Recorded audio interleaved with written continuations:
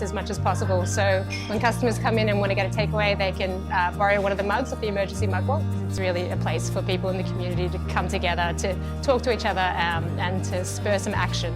So passionate about the community in Moreland. I believe that real change happens at the grassroots level and at the local level. For these Moreland Awards, I encourage you to nominate inspirational women in the community. We all know incredible women who are doing great things, and it's time to bring them into the limelight. Hi everyone, I'm Councillor Natalie Aboud, the Mayor of the City of Moreland. I've lived in Moreland for the last 13 years or so. I'm raising 3 little boys with my husband and spend a lot of time outdoors in the local parklands. I've always been someone who's had a great interest about what's going on around me. So it sort of was a natural thing for me to put my hand up and run for council. I love the fact that you can get so heavily involved in community projects and there's lots of really active people in the community. I really love the diversity of this city. I find it fascinating that you can be alongside the creek and feel like you could be anywhere from Warrandyte to the Otways. But then you can be in a boutique looking at locally designed clothes or eating some incredible food from pretty much anywhere in the world. I'm really looking forward to developing easier ways for people to get across the city. We really need to make sure that we keep a handle on the way we manage growth, development, transport or waste. We need to make sure that life in the city gets better for the people who live here, and I do feel like it has been. We need to keep a handle on what's happening and make sure needs are being met.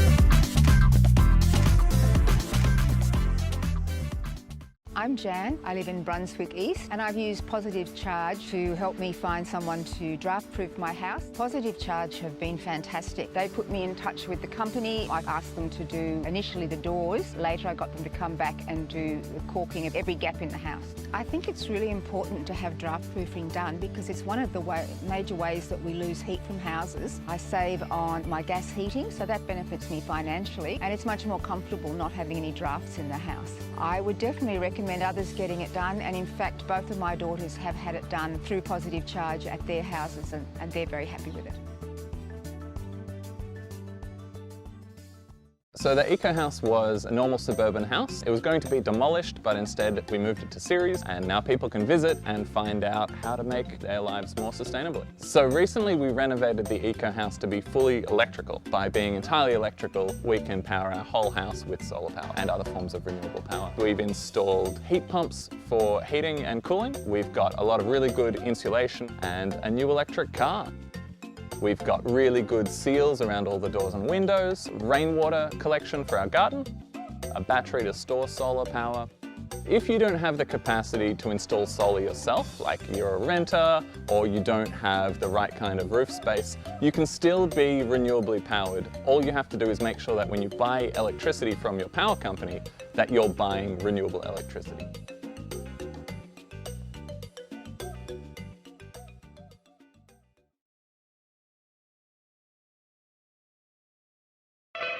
Morelanders, we know you've had enough of dump rubbish. It's messy, disruptive, unsafe, and it's illegal. Yes, dumping rubbish is illegal. Last year it cost...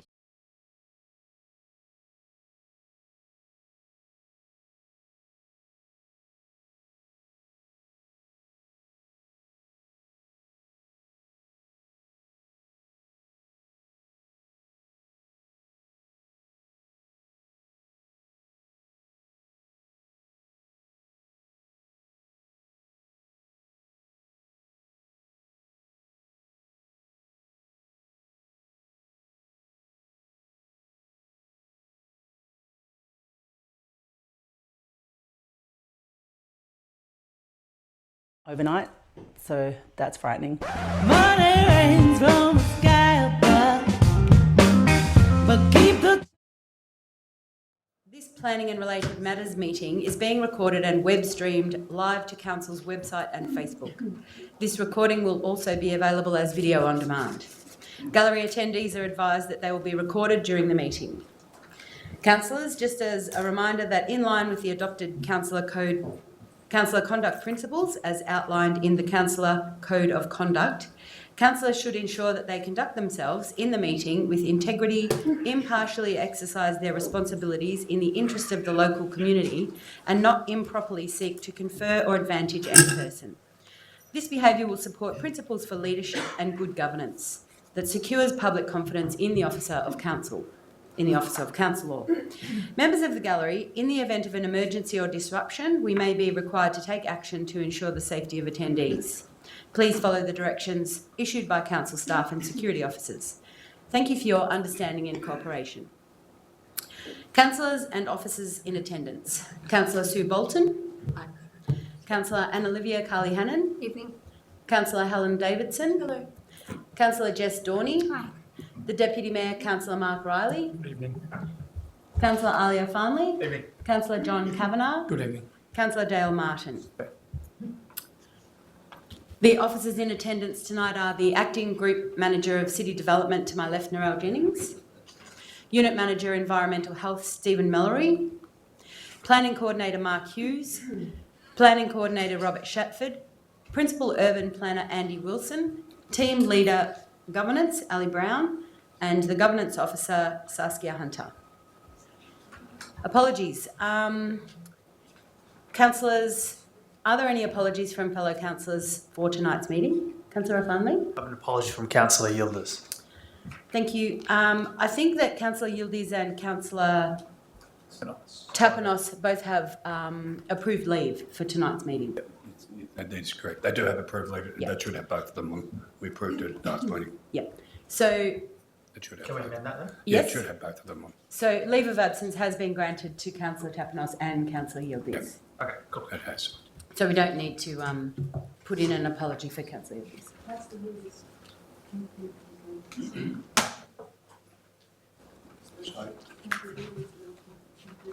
The one we passed at the last meeting.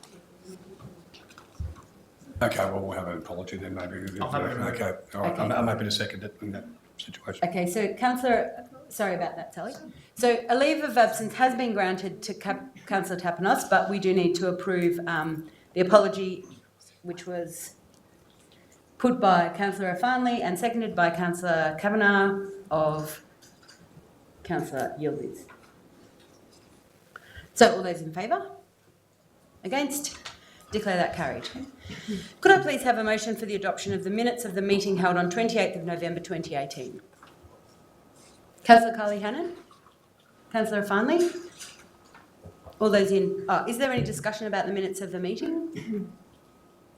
All those in favour of adopting the minutes? Against? Declare that carried. Now ask for declarations of interest and or conflict of interest. Councillors, are there any interests or conflicts of interest to declare? Yes, I'd like to declare conflict. I would like to seek councillors' consent to be exempt from voting due to a conflicting personal interest in items DCF 7718 and DCF 7818. Should I elaborate? No, that's fine. Okay, thank you. Do we need to vote on... Just before the item. Yes. Yeah, thank you. So, I wish to give you an outline of how planning and related matters meeting will run this evening. One, the relevant planner will introduce the report and officers' recommendations. Two, I will give any objectors the opportunity to move to the lectern to make their submission. After this time, the applicant will be given the opportunity to speak. If you are making a submission, please clearly state your name and address for the record. You are requested to present viewpoints clearly and concisely on why you support or oppose the planning application. Please do not repeat what earlier speakers have said and keep the discussion focused on relevant issues and points not previously raised. If you are opposed to the planning application, would you please inform the meeting why you are opposed and suggest an alternative approach which would satisfy your concerns. Please use this opportunity to focus your concerns rather than matters of detail in the officer's report. Please note that there is a 3-minute limit for each speaker, but as chairperson, I reserve the right to increase or reduce the time available to any speaker. I'll now move to the presentation of reports. The first report we have this evening is DCF 7618, 466 to 474 Sydney Road, Brunswick. I'll now move to the officers to present the report. Thank you, Councillor Abood. So the first item relates to property at 466 to 474 Sydney Road in Brunswick. The site is located on the corner of Sydney Road and Victoria Street in Brunswick. It's currently occupied by a furniture store and it's proposed to demolish part of the building and construct an 8-storey building above 2 basement levels. The construction of 2 retail tenancies at ground level, 32 car parking spaces and 45 bicycle parking spaces within the basement levels. Overall height of the building is proposed to be 27 metres, which excludes the rooftop level. It's proposed to construct 32 dwellings, a mix of 1, 2 and 3 bedroom dwellings, and also to reinstate some heritage roof features on Sydney Road and Victoria Street.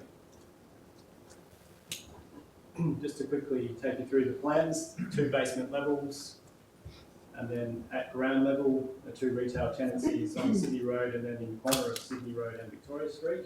Residential entry to the apartments is also on Victoria Street, and the vehicle access to the site is gained from the laneway to the rear of the building.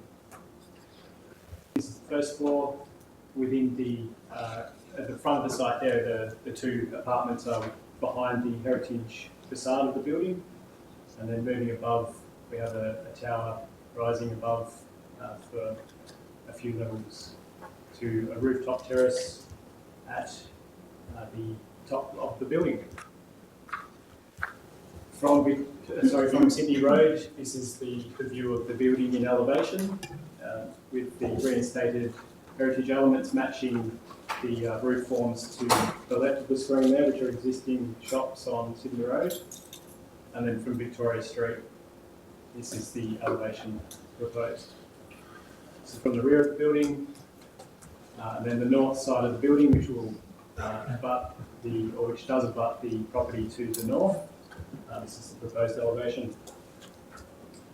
Some 3D perspectives to help you understand the proposal. This is how it would appear at the intersection of Sydney Road and Victoria Street. And this is looking south at the building down Sydney Road, and then looking north along Sydney Road. This is the extent of overshadowing at the equinox at 9 AM, at 12 and at 3 PM. And the extent of public notice is there were signs displayed on the site as well as direct notice given to the sites within the faint purple outline there, and then the location of objectives, with most objectives being, so there was a total of 12 objections. Most of them are not located on the screen, but there are 4 objections shown on the screen. The main issues raised by objectors was the reduction in car parking proposed, the height of the building, concern that it would set a precedent, an unreasonable precedent, concern about overdevelopment and overshadowing of the public realm. There was a planning information discussion meeting held on the 18th of October. The key planning considerations are the height and upper level setbacks of the building, the extent of overshadowing to Victoria Street, and whether an appropriate heritage outcome is being achieved. The recommendation is that a notice of decision to grant a permit be issued, subject to conditions. The key conditions include the deletion of a level, a triangular splay be introduced in the southwest corner of the building at ground level to facilitate pedestrian movement at ground level, and that a greater variety of materials or some artwork and visual interest be introduced at the ground level at the eastern end of the Victoria Street frontage, which is east of the residential entry. Thank you. Thank you. Are there any objectors or submitters who would like to speak to the application? I just saw your hand first, so feel free to come forward.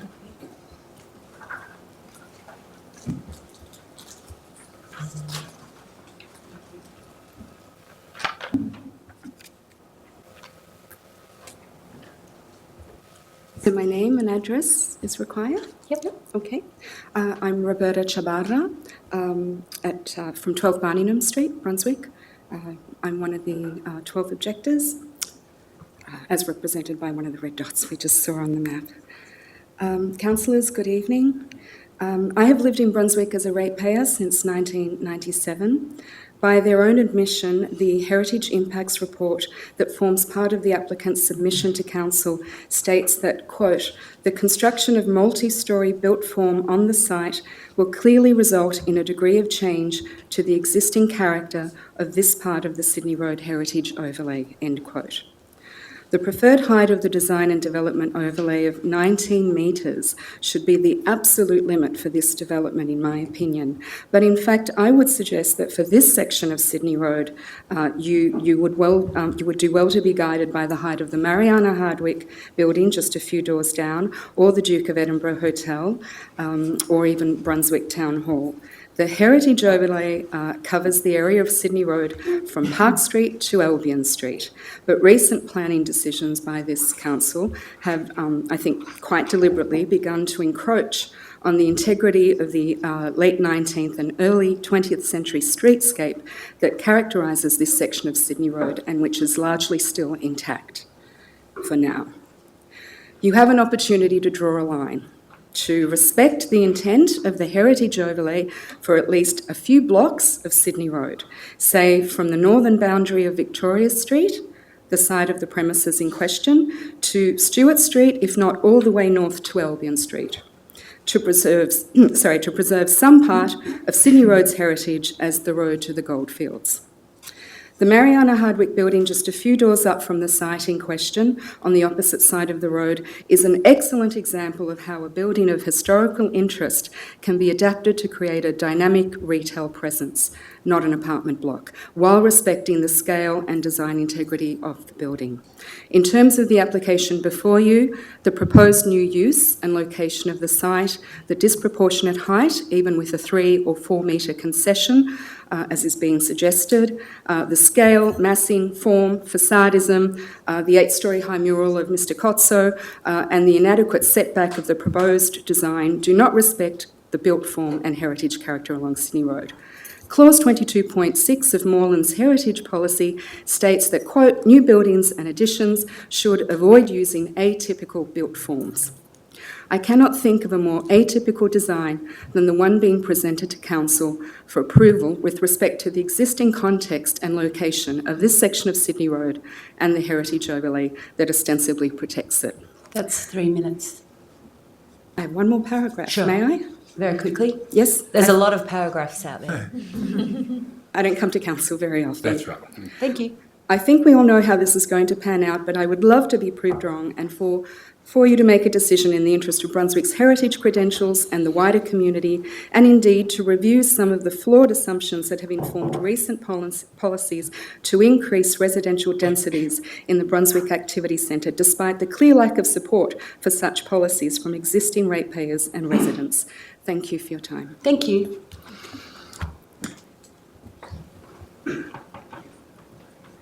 Hi, my name is Neil Johns. I live at 209 Victoria Street, which is in between Sydney Road and Lygon Street. I'm a licensed real estate agent and a long-time developer.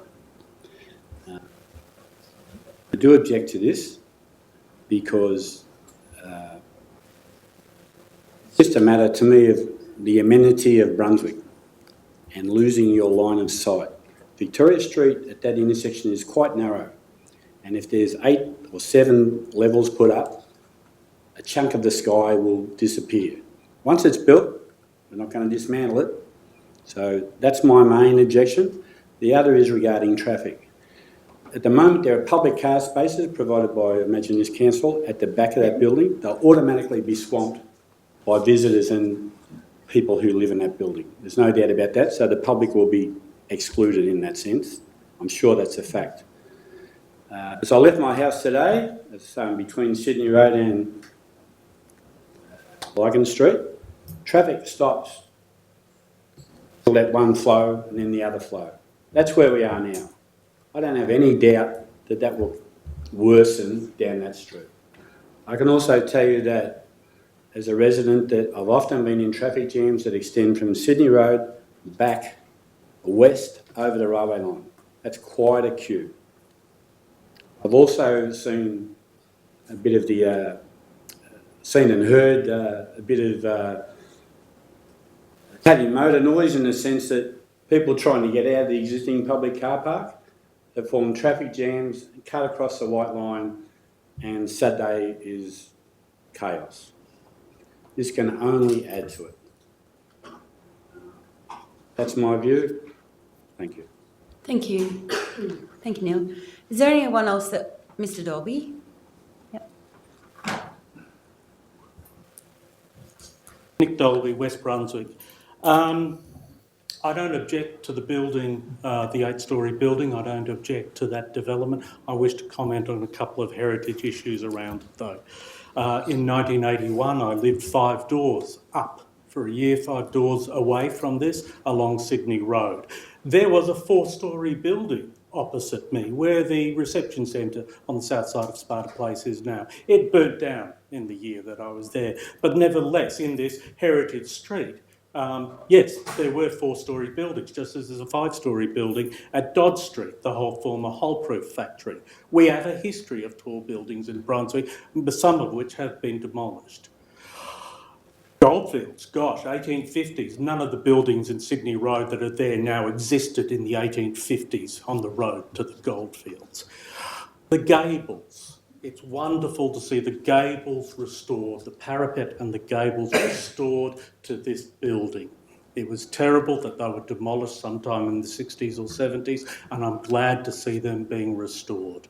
However, I think that they're not being used. I think that the gables should in fact extend into the fabric of the modern building so that the people living there can utilise that room space as it was utilised in the past. That's all I've got to say. Thank you, Mr Dolby. Would you like to come forward? Yes, just representing the applicant. Are there any more submitters who would like to speak against the... Yep, please come forward. I'll be with you in a second, sir. Oh, yeah. Hi, my name's Cassidy O'Neill. I guess I was the second closest applicant against this development. We walk past the building on a daily occurrence. I push a pushchair past it probably every second day. My wife pushes a pushchair past it probably every day. And we've had a number of close incidents going down the driveway of the Mediterranean wholesalers onto Victoria Street where, or particularly coming off Victoria Street into that driveway where we get hit by, very close to being hit by cars probably once a week. The traffic sort of situation in that whole area is certainly something that needs to be addressed.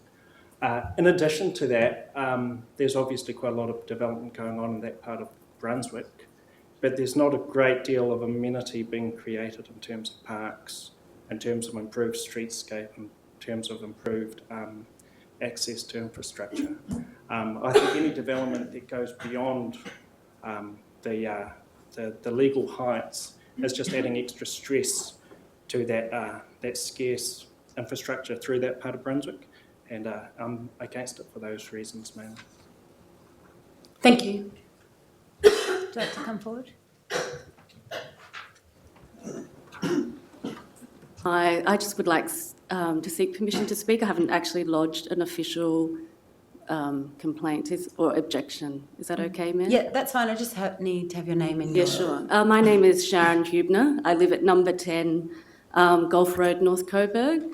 My objection isn't to the creation and support of this council to provide homes for people in the Brunswick area. I guess my objection is, to the foresight that is required to actually maintain a space, for homes in this community, in your council, that fit, with eco living and ethical guidelines. And also I object to the fact that there was only one information session. You introduced your council meeting tonight with a acknowledgement to the Aboriginal people, of these lands, the traditional owners.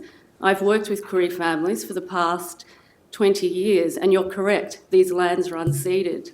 But I would also like to see you actually speak and consult with the traditional owners of these lands to get their perspective on how the development, not just of this particular site on Sydney Road, is actually progressed, but for all of this municipality. To be honest, I live near the lake, and my heart sinks every time I go past the Pentridge landscape. I feel like this council has actually made some grave mistakes in the planning permits that you have approved, and I think now you can actually set a precedent for what is going to be the changing landscape of Sydney Road. So you are supporting, as you are tonight, people like Nightingale to progress the image of this municipality, and I would like you to just take some time with this property, how it will be built, how it will go ahead, and to actually consider how your consultation processes can be a little more in-depth and community involved. I'm here by chance tonight, to be honest, and listening to my fellow residents, of this community that we're building, I found, that within myself I did also want to lay my objection. So what I'm asking for you is to perhaps just take some more time to extend that consultation process, allow another meeting to be held that would involve broader community to give their perspectives. And I think you'll find people are willing to support the building of new homes in this community, but let's, give that some more thought. And, to give integrity to what you're saying at the beginning of your meeting, acknowledging traditional owners, let's actually give that a greater voice as well. Thank you, Sharon. Thank you, Mayor.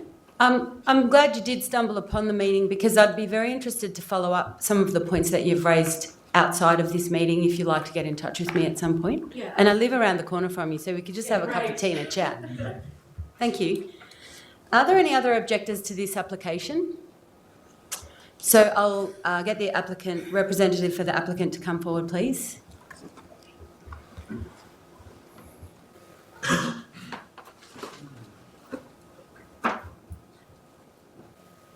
Good evening, councillors. My name's Nick Robbins. I'm from Taylor's Development Strategists, and that's the firm that lodged the permit application. We submit that council should issue a notice of decision to grant a permit. In support of this, we have 8 points. Firstly, the proposal will inject revitalisation into the Brunswick Activity Centre in the form of a high-quality architectural design comprising ground-level retail and a diversity of apartments above. Your office's report stated that the proposal is considered to be high-quality architecture.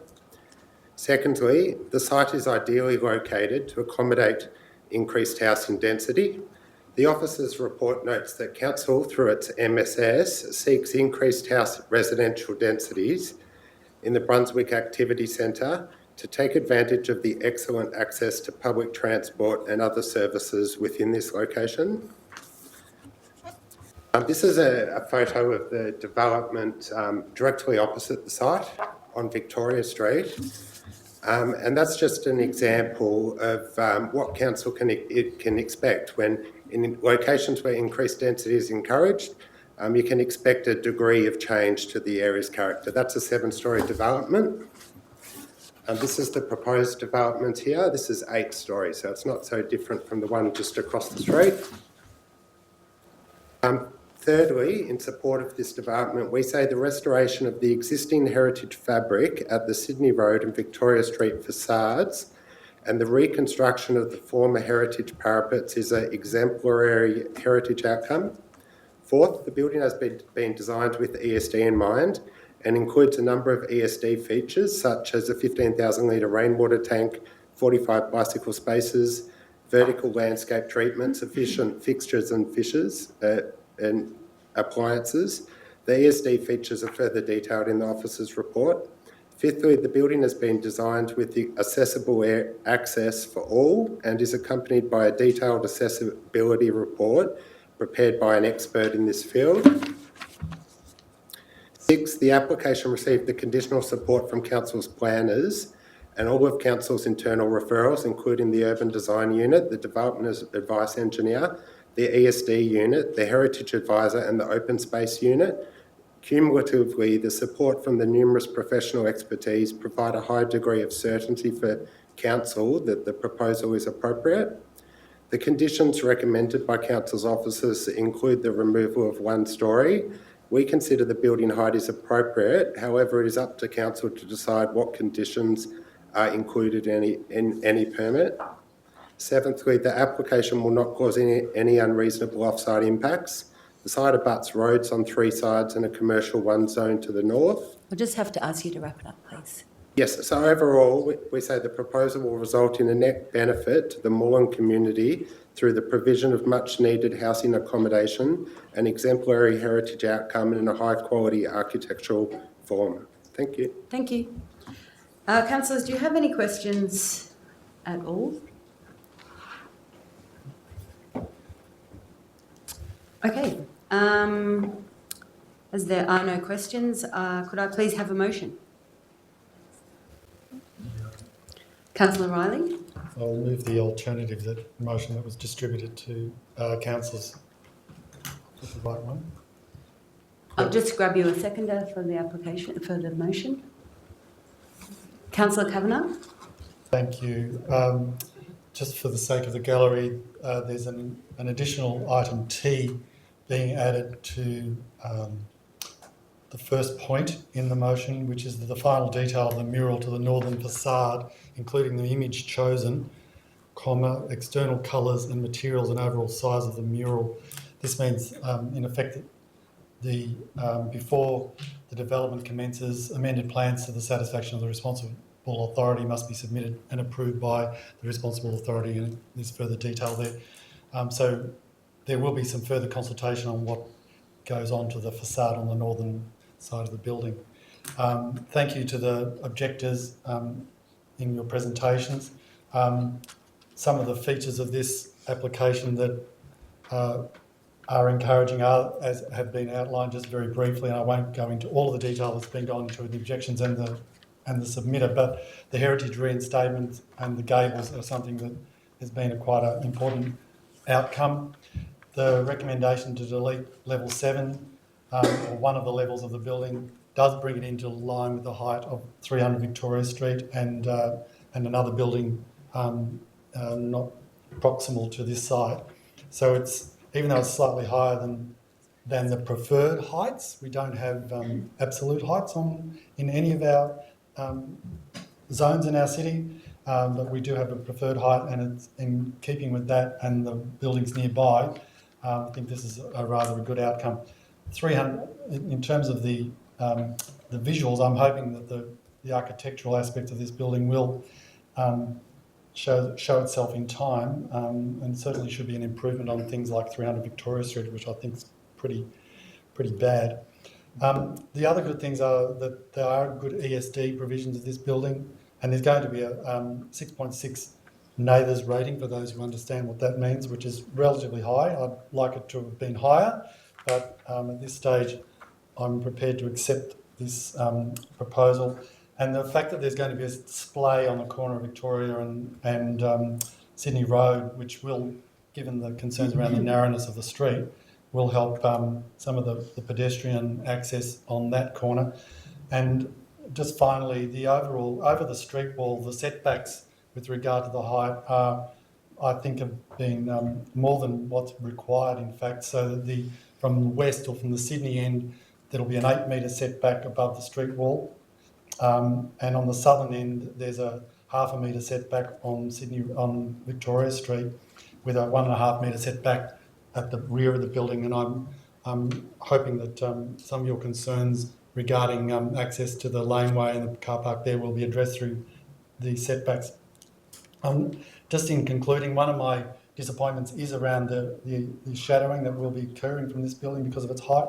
But given the improvements and weighing up all of the issues here, I think I'm not that happy about the overshadowing on Victoria Street during winter time, but on the balance of things, I think this is an acceptable proposal. Thank you. Thank you, Councillor Riley. Councillor Kavanagh, would you like to speak?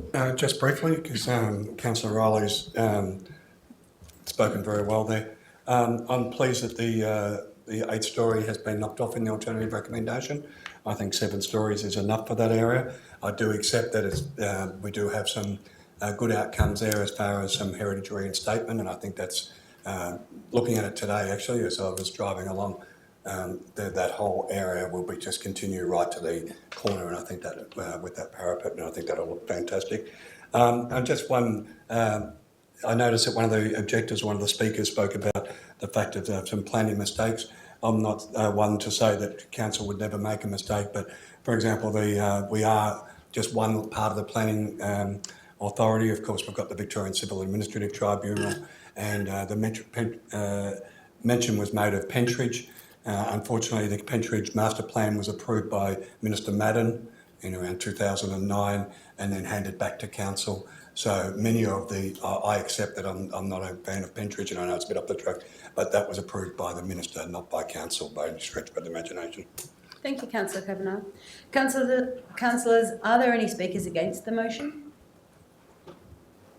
Councillor Walton? Yes, I'd like to speak against the motion. I feel that, going above the height limit in this location, I think there aren't sufficient features of this development to justify going above the height limit. I think what is continually happening is that developers try to create precedents by going above the height limit.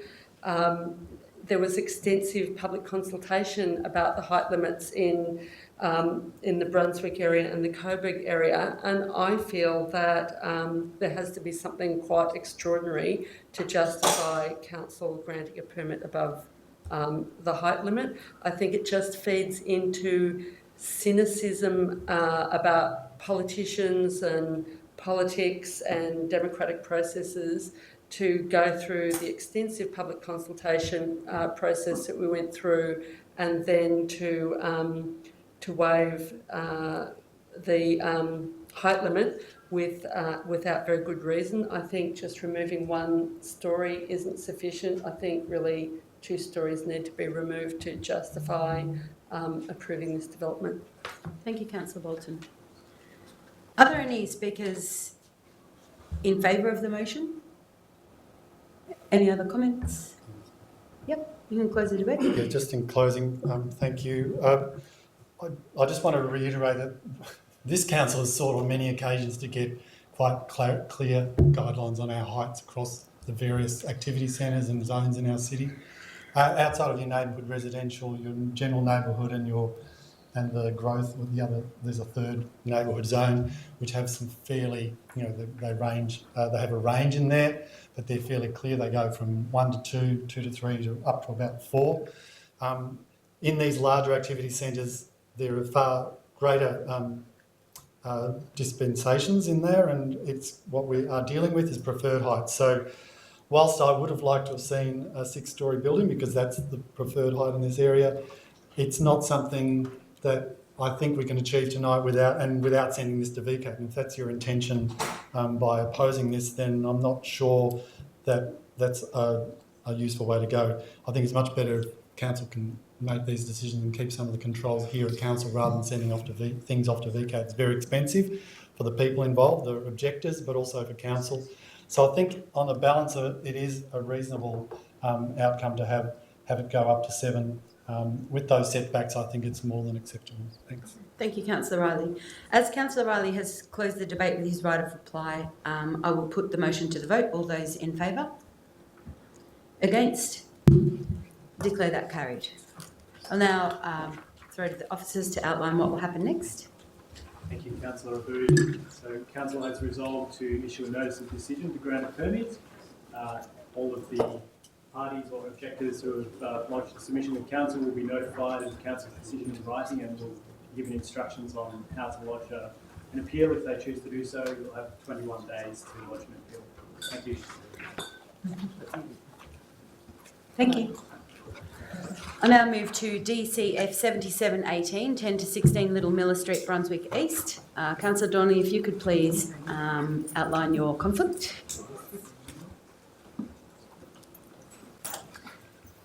So, councillors, I'll just note, I believe that I may have a perceived conflicting personal interest on this item and the next item. As I've engaged, me and my partner have engaged one of the architects in the design of our house. I therefore may be perceived as having a close connection with the firm. On balance, I believe it's not appropriate for me to be involved in this decision. I therefore seek consent to be exempt from voting on this item and will leave the meeting for the debate and decision, and also ask that I be exempt for the remainder of the meeting. So we just need to put that to the vote. All those in favour? Against? Declare that carried. Thank you, Councillor Dorney. Good night.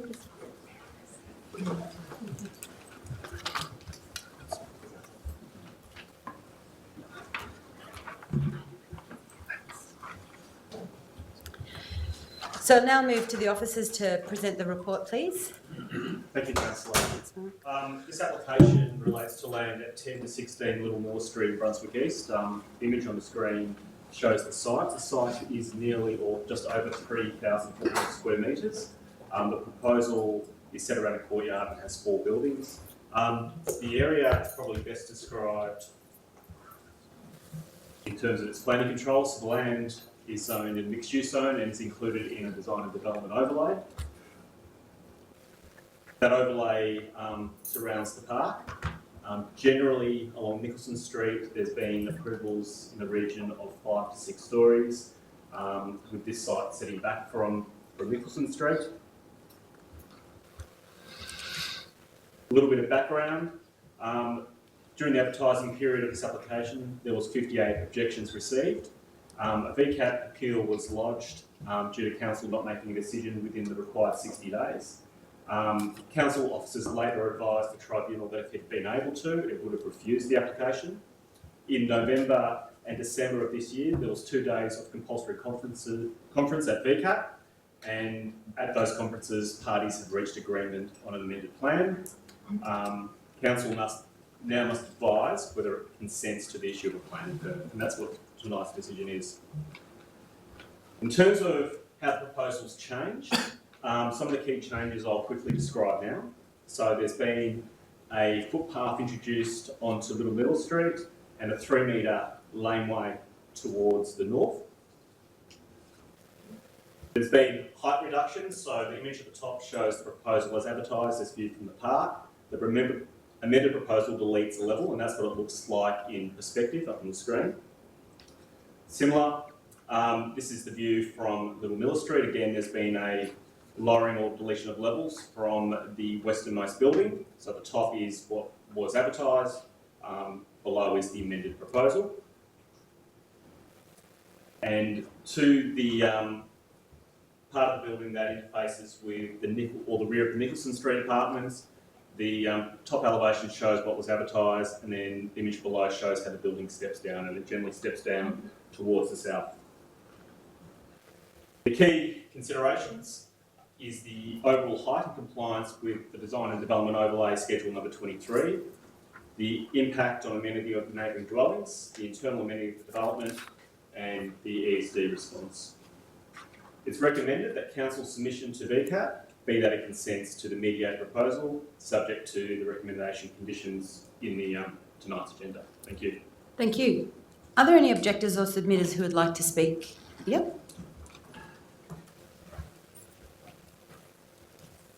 Hi there, my name's Hannah Kotzman, and I'm going to be a future resident in the Little Miller development, which is at 5563 Nicholson Street.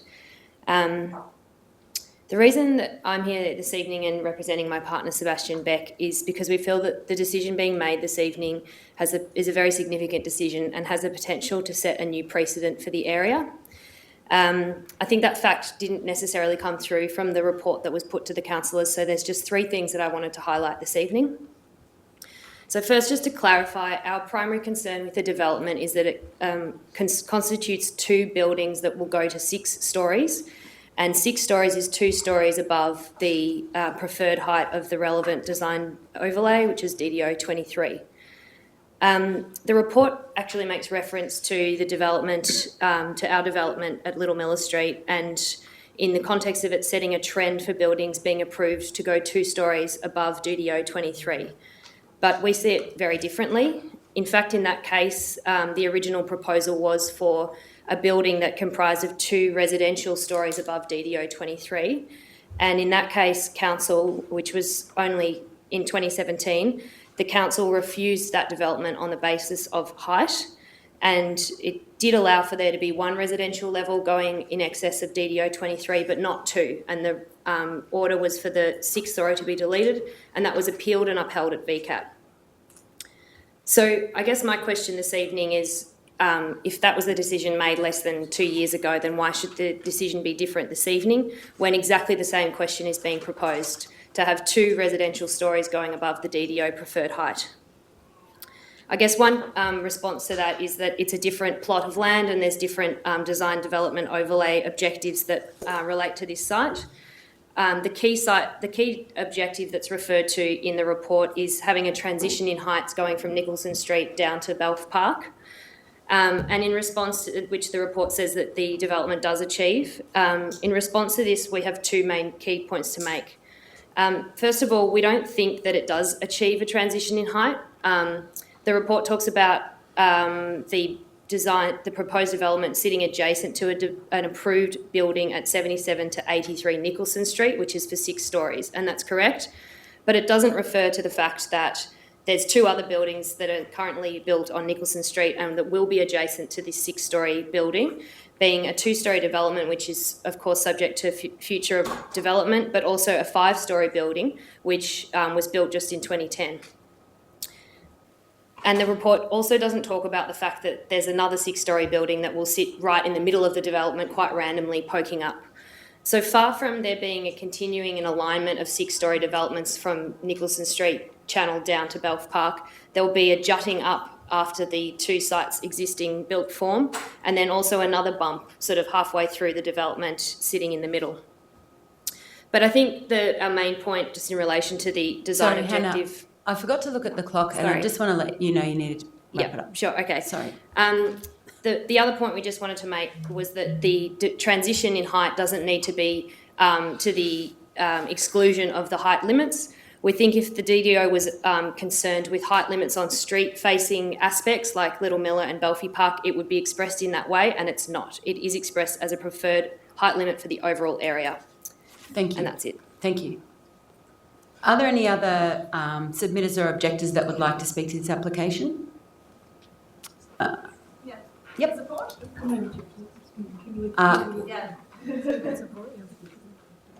I'll hear everyone, so... Hello, I was an objector and now I'm a supporter. My name is Catherine Maloney. I am from 28 Allen Street in Brunswick. I'm speaking on behalf of myself, my husband, and a whole lot of the Nightingale Brunswick East residents, and we're at, what's our address? 56 to 63 Nicholson Street. So originally I objected to the height, 6 levels, being 2 stories above the DDO. Of 4 stories, the entrance of the ramp, which was on the north-south laneway, which would have caused a whole lot of car congestion along that laneway, and also overshadowing of our open space and our private open space. We attended a full day, a very, very full day, compulsory conference at VCAT, and we came to an agreement. And so for what we came to, I now support the development because of the entrance of the ramp was moved to come off Little Miller Street, and it is now on the east-west laneway. The applicant has removed several apartments that allows a lot more light through the west building and onto our courtyard. It's no longer overshadowed to an unsatisfactory degree. The height has also been reduced in all areas of significance to the surrounding areas. There are some areas that are 6 stories, which I originally had a problem with, but I see that that is actually necessary for this building. You know, it's such a well-designed and beautiful building with all separate buildings, and so, you know, I can see that that is necessary for those reasons. So I, as a resident of the building next door, feel very, very lucky to have this development going up next door, potentially. I think it really is an extraordinary design. It has walking paths through it, which allows the residents of the surrounding area to actually access the park. Of course, it is very environmentally sustainable. And, you know, I think we're very lucky to have Breathe Architecture and Kirsten Thompson Architecture to be doing this property. The development also includes a cafe on the park. I think that will have very far-reaching benefits to the surrounding community. And I would also like to say that I think that the VCAP process was extremely fair, very transparent, very thorough, and I feel the applicant was very generous in their negotiations, and I also feel that the objectors' concerns were really heard and we were responded to appropriately. So I'd just like to say that I wholeheartedly support the project, the mediated outcome of the project, and I would hope that Council will approve the proposal. Thank you. Thank you, Catherine. Carlo?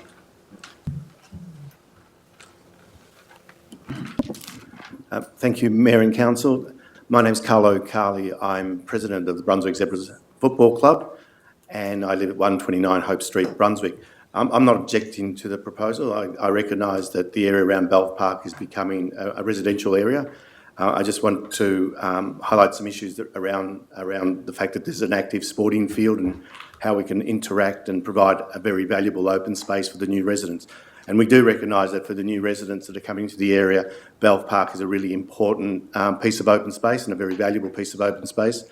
It's also an active sporting field, has been for 90 years, and our club has 550 players, predominantly children and also a large number of women, and we depend on that ground amongst two other grounds to basically provide opportunities for 550 local people. And so I suppose there's a few issues. One is obviously we need to get some netting on that side facing the Little Miller Street, because there will be balls being hit, and we obviously want to protect that. But I think, and this is sort of something for council and developers to think about, is how we can best improve the park so that it's best used for all the users. We're a community club. We're all locals. We all respect that area. We also recognise that with 500, with a lot of kids, we put a whole lot of imposition on that community. We have parking issues. We have noise issues. We have lights on till 9 o'clock at night, 4 nights a week. We play on weekends during season, and we'd like to work a way that ensure that we all work in together, and that valuable piece of land becomes really, I suppose, a really great community asset. At the moment, it's a little bit neglected, and at the moment, if the building was built without netting, we would be smashing windows. So we need to just resolve those immediate issues. But I think in terms of the broader one, I think as the buildings are going up, and there's a lot of buildings going up around the park, it creates an opportunity for all of us to work out a really good management of the park, and ensure that all the users are respected and all the users can work in together. But as far as we're concerned, we recognise it is now going to be a very big population, and Belf Park is a very valuable resource for those new residents. Thank you very much. Are there any, Mr. Dolby? Yep, sorry, me again. Nick Dolby, Hope Crescent, West Brunswick. Overall, I think I'm very positive about this development. I think it's a good idea. I think it's nice, but I have a couple of issues with it. One criticism of council, issue with it, the articulation of the laneways in the northeast corner. Is the laneway, the east-west laneway, running the new laneway that will be developed just to the south of Belf Park? Is it vehicular? The plan on page 131 shows of the ground floor shows, in fact, that there's a tightening, there's a narrow gap there. Is it only going to be pedestrian? I have no objection to that, but at the moment the plans aren't showing it very well. I certainly approve of the provision of a footpath on Little Miller Street. Gosh, it's a good thing. However, I think council has dropped the ball on this. I think that Little Miller Street in that location could have been a wonderful pedestrian zone, an extension of Balfe Park, as it were. And I would urge council to look at it again and think about it as becoming part of a public open space, not a vehicle open space. Thank you. Thank you. Are there any other submitters or objectors? Yep, come forward. Hi, my name's Sarah Ansell and I currently reside at 43 Woodlands Avenue in Pascoe Vale South, and my new home is currently being constructed at 65 Nicholson Street, so it's directly to the east of the applicant's site.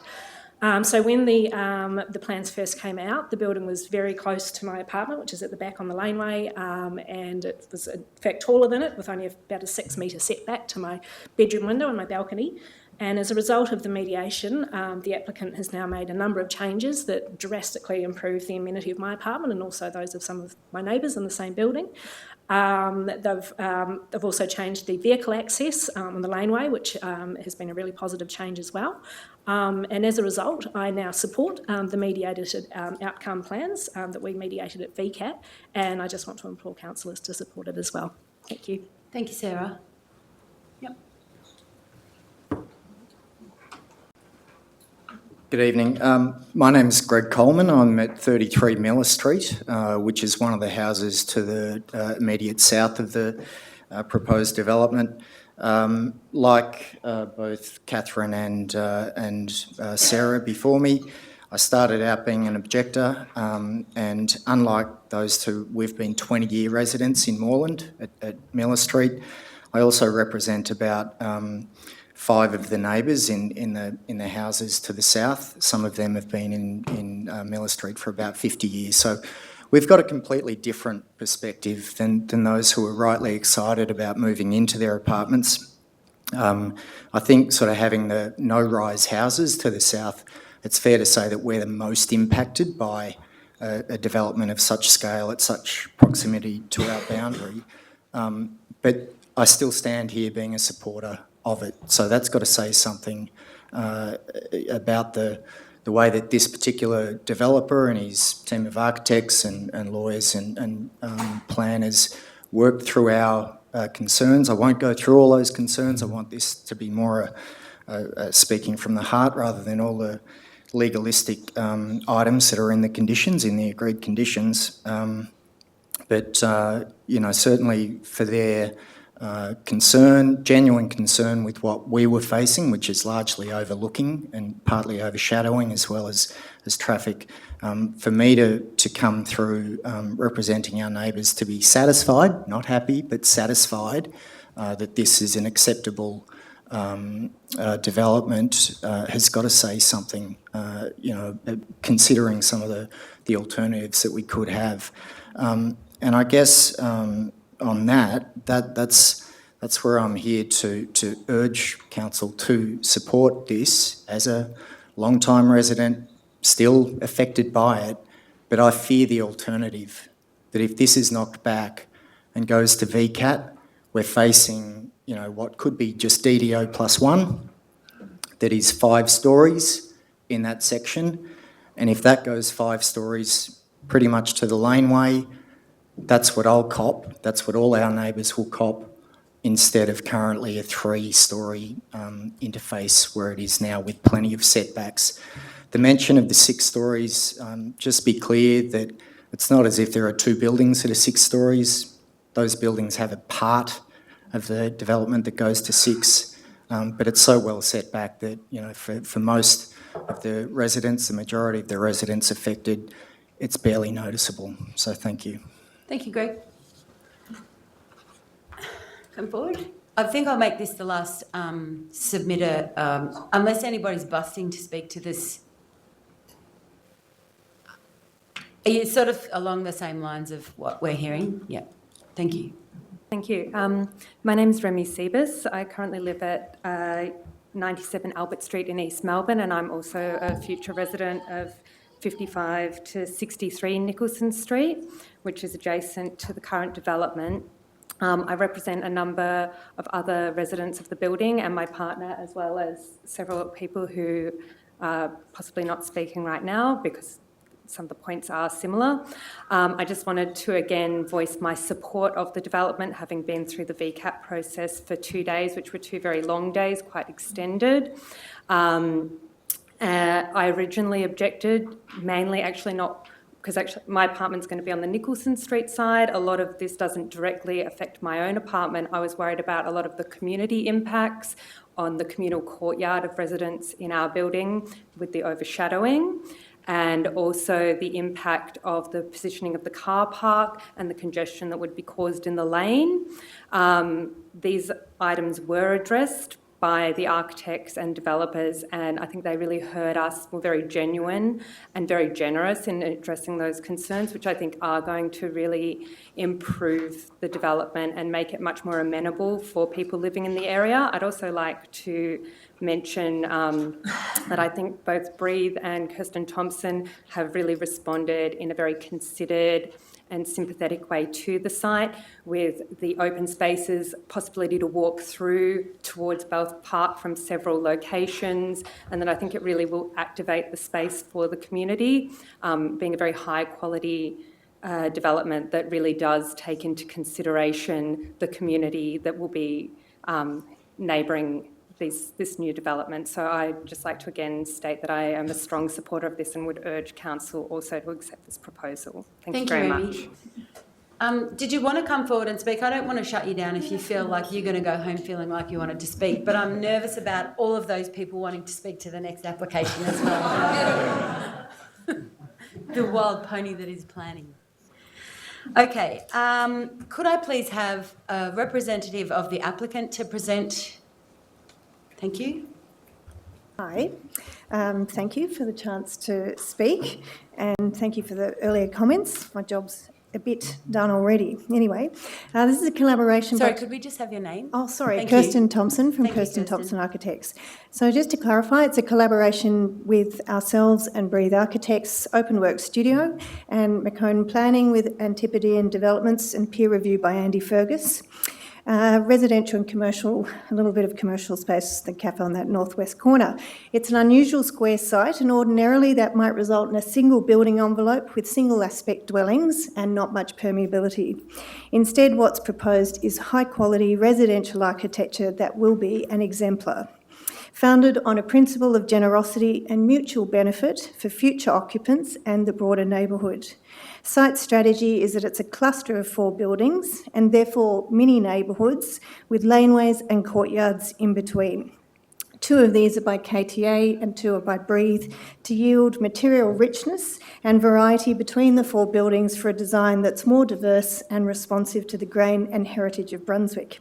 A variety of dwelling types for a diversity of households. Amenity benefits include natural light, ventilation, and dual aspect to 101 of the 103. That's pretty amazing. 7.5 stars minimum, fossil fuel-free and carbon neutral in operations. Garden, street, lane or park aspect for all dwellings. Shared roof garden, central courtyard. The enhanced sense of community that flows from these kinds of shared spaces. It has public benefit as well, and we've extracted that from the site. The 3-metre lane on the northern edge to the park, the 3 gateways into the site, providing access through the site north, south and east-west. The setback on Little Miller Street for creation of a much-needed footpath, although I do like the idea of the pedestrian street, but that's for another day. Corner cafe, active edges for a much safer park and street lane experience. And I do fully support the notion too that the sport uses have to be be able to thrive with the development around the park. That's a great combination. Lots of new spectators. Transition in heights accommodated within the true. Transition in heights accommodated within the site with a small portion at 6 stories to the centre. The reduction of height to Little Miller Street and the park edge recessive upper levels. So I think too, just a couple of things that came up, that tonight's scheme does incorporate a considerable amount of input from interested parties and post-advertising consultation with neighbouring residents. The 2 compulsory conferences at VCAT with 5 interested parties made up of multiple individuals. We did manage to reach consensus and the resolution of these issues and an in-principle agreement. So the scheme reflects that. And just to reinforce what's been mentioned, that overshadowing has been ameliorated and the Res Code has been applied above and beyond to protect the common space of the Nightingale property as well. Thank you. Thank you. Thanks. Questions? Councillor Martin. I just have one question for the applicant. Just wouldn't mind asking around the questions of the soccer club. If we were to put a condition in asking to erect a net, would that be acceptable? I think there's lots of ways that can easily be accommodated. Yeah, I think that the issue for us is we don't want, Jeremy McLeod from Breathe Architecture. We just don't Just stand up, that might be good. Jeremy McLeod from Breathe Architecture. We've discussed this at length. I walk my dog at the same park that Carlo does. We've debated this at length. Around Gillen Oval, there are nets at the end of the oval to stop balls entering pedestrians, entering residential backyards. What we don't want is mesh on the balconies, caging our residents in. We want them to still be able to engage with the park and be players or spectators. So for us, I think we're happy for a condition as long as we get to work through the detail with the zebras and with the council in a productive way. Thank you. Thanks. Any other Councillor Riley? Can we have, is it possible to have Mr Dolby's question answered? Because he did ask about the laneway. If we could clarify that. Yep. Who's the best person to answer that question? Sure. Thank you, Thanks, Councillor. Mark. The intention is that the laneway to the north of the site will accommodate vehicle traffic. Any other questions? If there are no further questions, could I have a motion, please? Councillor Martin. Yep. So I'm happy to move the officer recommendation with a slight amendment just regarding that net that we just spoke about then. And Councillor Riley is seconding the motion. Fantastic. So, the net, just asking for erecting a net to assist in ball protection just behind the goals, I think is reasonable in that situation. Really looking at this application, and firstly, thank you to all the participants of the VCAT process. I know how intimidating it is, especially coming to a place like this and having a room full of people watching you and speaking against the crowd. It is a really intimidating process, and also that VCAT process is that on steroids. So, thank you for participating in that process. I really do think what we have here is an exceptional development. You're looking at 7.5 neighbours, no gas, 60 kilowatt solar, 100% storm rating. We've had the developer actually agree to increase setbacks, reduce heights. If every VCAT hearing went this way, our jobs would be a hell of a lot easier. And it really, the things that we're trying to do as this council, I know we're working on what we're calling the Design Excellence Scorecard, which is looking to look at built form and materials, ESD, accessibility, community benefit. This type of development ticks all those boxes, and that's something as a council that we're really trying to push forward. And I really am happy seeing this come forward, and I'm also happy seeing a lot of the residents who objected change their mind and actually now support the application. So I really do encourage my fellow councillors to support this with my slight amendment to just cater for the soccer club, and really hope to see a lot more of this development throughout our city. Thank you, Councillor Martin. Councillor Riley. Thank you. Appreciate all the people who've spoken, particularly those who have objected. I've heard, spoken to quite a few people prior to this, and received a number of emails about this issue as well. the main objective for us in this forum is to come to an acceptable outcome. I wish we didn't have to do that, but that's what we have to do under this planning scheme. So we often get very acceptable things. They're not very exciting. However, this does have lots of elements in it, and I think Kirsten gave quite a good summary of that. I won't repeat it. I understand the concerns about the height, but I think they're quite minimal given that they are in only a section of the site and to the western rear end of the building, if you like, or the inner part adjacent to the Nicholson Street side.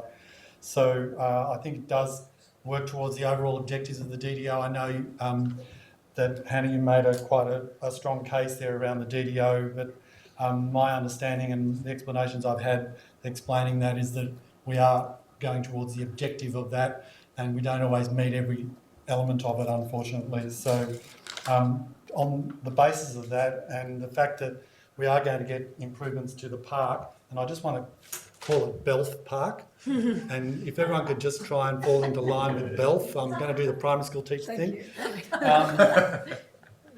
All join me. So just so we can get some consistency on that would be nice. Because we want to improve that park, and we want to make and it's going to make the park much more accessible instead of some of the kind of approaches that we have to it at the moment, which have been locked off in the past. So it's been great to see the improvements coming there. I think this will only add to it. I'm hoping that in the future those objectives will see that their concerns will be quite minimal, and they'll actually find that what these results is actually better than they think. So on that basis, I think what we're looking at is a very hard-earned result here with the consent decision. I think they spent something like 20 hours in VCAT, so I really appreciate the effort that's gone into that. I don't want to undermine that at this point, and I would like to consent, the council should consent to this mediated outcome. Thank you, Councillor Riley. Councillors, are there any speakers against the motion? But I'm not. You speak, Sue. Say whatever you need to say. Well, yes, I'm not going to be as effusive as the two speakers before me. I sort of do feel that I do need to support this application, but I do have a lot of some reservations. I mean, I am very disappointed that there was an approach to VCAT without waiting to work through the issues via the council. I think some of the issues could have been worked through with the council. And I actually think there are some really positive aspects to the development, especially that it isn't just going to be one big building across the whole site. But I do, for reasons of public consultation and so forth, I really don't like the going above the height limit. I just really think this is, there were, bad developers who will use this as a precedent, and they'll argue that, and I think this sort of starts the cementing that actually there really isn't a height limit, a preferred height limit at all. The preferred height limit has actually crept over the actual height limit that was publicly consulted on, and I think that is a problem for our democracy. But anyway, will concede on the basis of the concessions that have been won by the residents, and I think Hannah and Sebastian made some very, very good points about the question of the precedent and so forth. I think those points shouldn't be dismissed, but I also do understand the concerns of residents who are fearful of losing conditions that you've gone through, and it is good that the developer has been prepared to work with the development, with the residents on some of those issues. But I don't like the creation of this precedent. Thank you, Councillor Bolton. Councillor Carly Hannon. Thank you, Mayor. I rise also to support the officer recommendation with the amendment from Councillor Martin, and I thank you for including the addition of the nets. I grew up near Gillen Oval, and it's really quite lovely to be near a park, but it is important to also protect those dwellings and also to prevent any future problems where residents might feel that the soccer park is a problem for them, rather than actually creating a really wonderful interaction with that space. Having played many soccer games at Belf Park, I think it's wonderful to see what this activation is actually going to provide to this area. I'd like to thank all of the residents who've come this evening, future residents for this area, and the current and also past objectors, and particularly all of those who did participate at VCAT. That is a huge task to undertake, and I think you've done an excellent job. Some key points that I think are excellent is to see that setback at Belf Park. I also do want to acknowledge that I do personally believe that there is a difference in heights depending on the width of the roads and what the interface is. So for me, it is important to see a lower level at Belf Park, and also nice levelling so you don't get that kind of block look. And particularly with Nicholson Street, I do feel like having a few different heights that are all relatively consistent, particularly with the width that we do have with Nicholson, is good. And having seen what's happened to strip roads like Lygon Street, it is nice to know that we are, to an extent, protecting Nicholson Street and are going to have a consistent built form. The last thing I'd like to talk about is the fact that there are a whole lot of people who are going to be moving in to our municipality and moving into this area. So I hope that you do engage with council around activating Belf Park further, talking around the future of the playground, community gardens and those kind of things. And lastly, that you use the soccer club's coffee cafe on the weekends as well. Thank you. Thank you, Councillor Carly Hannon. Councillor Kavanagh? I preface by saying my contribution is going to be completely irrelevant, but I can't resist. Just regarding Belf Park, Rupert Belf played football for Carlton. He went off, unfortunately, to the First World War. His father, Matthew Belf, was in the middle of a council meeting, chairing a council meeting at Brunswick Town Hall on the 26th of April 1915, when he received a telegram that Rupert had been killed at the Gallipoli landing at the, and that's who it's named after. Thank you, Councillor Kavanagh. No worries. So it comes from a photographic memory. Belf or Belf? Belf, definitely Belf, definitely. Only because of his Carlton, I know from Carlton. Are there any other councillors who would like to speak, if I can interrupt, to this motion? I'd just like to also add that there are some people in this city who are getting very, very good at the VCAT experience, and especially the compulsory conference. And we're seeing some great outcomes being negotiated and some compromises being made, which is quite important. But it's also important to note that these applications are being pulled into VCAT because of a failure to decide, and there's a period of days that I think is too short to make a decision on some of these big developments. So the work that is happening in the compulsory conferences is crucial to the outcomes. So I'd like to say thank you on behalf of the city, and if anyone wants to write a manual that we can save for the other end of the city who don't have the IP and there are not so many architects up there potentially, that would be really valuable. I'm also supporting the application. So I'll put it to the vote. All those in favour? Against? Declare that carried. I'll throw to the officers.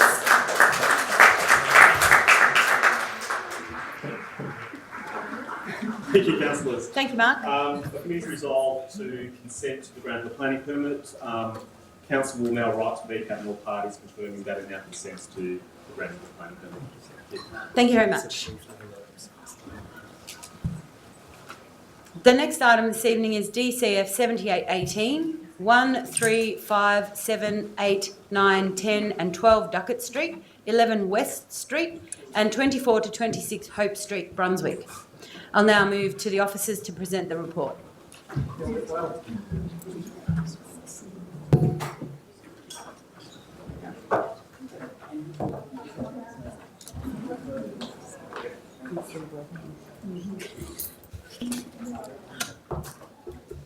Thank you, Robert. Good evening, councillors and members of the gallery. The last item for this evening is an application in Duckett Street in Brunswick for the Nightingale Village. So the application proposes development of the land for 7 buildings with a maximum height of 8 storeys, including 210 dwellings, 8 commercial tenancies, and the use of the land for dwellings, and a reduction of the standard car parking requirements. The subject site takes in 10 parcels of land. The total area is about 3,000 4,565 square metres. It includes a site in Hope Street, the southern side of Duckett Street, 3 parcels of land on the northern side of Duckett Street, and number 8 on West Street. Subject site is zone commercial 1. It's affected by design and development overlay 18. Part of the actual site, councillors, was the subject of an earlier application back in 2014.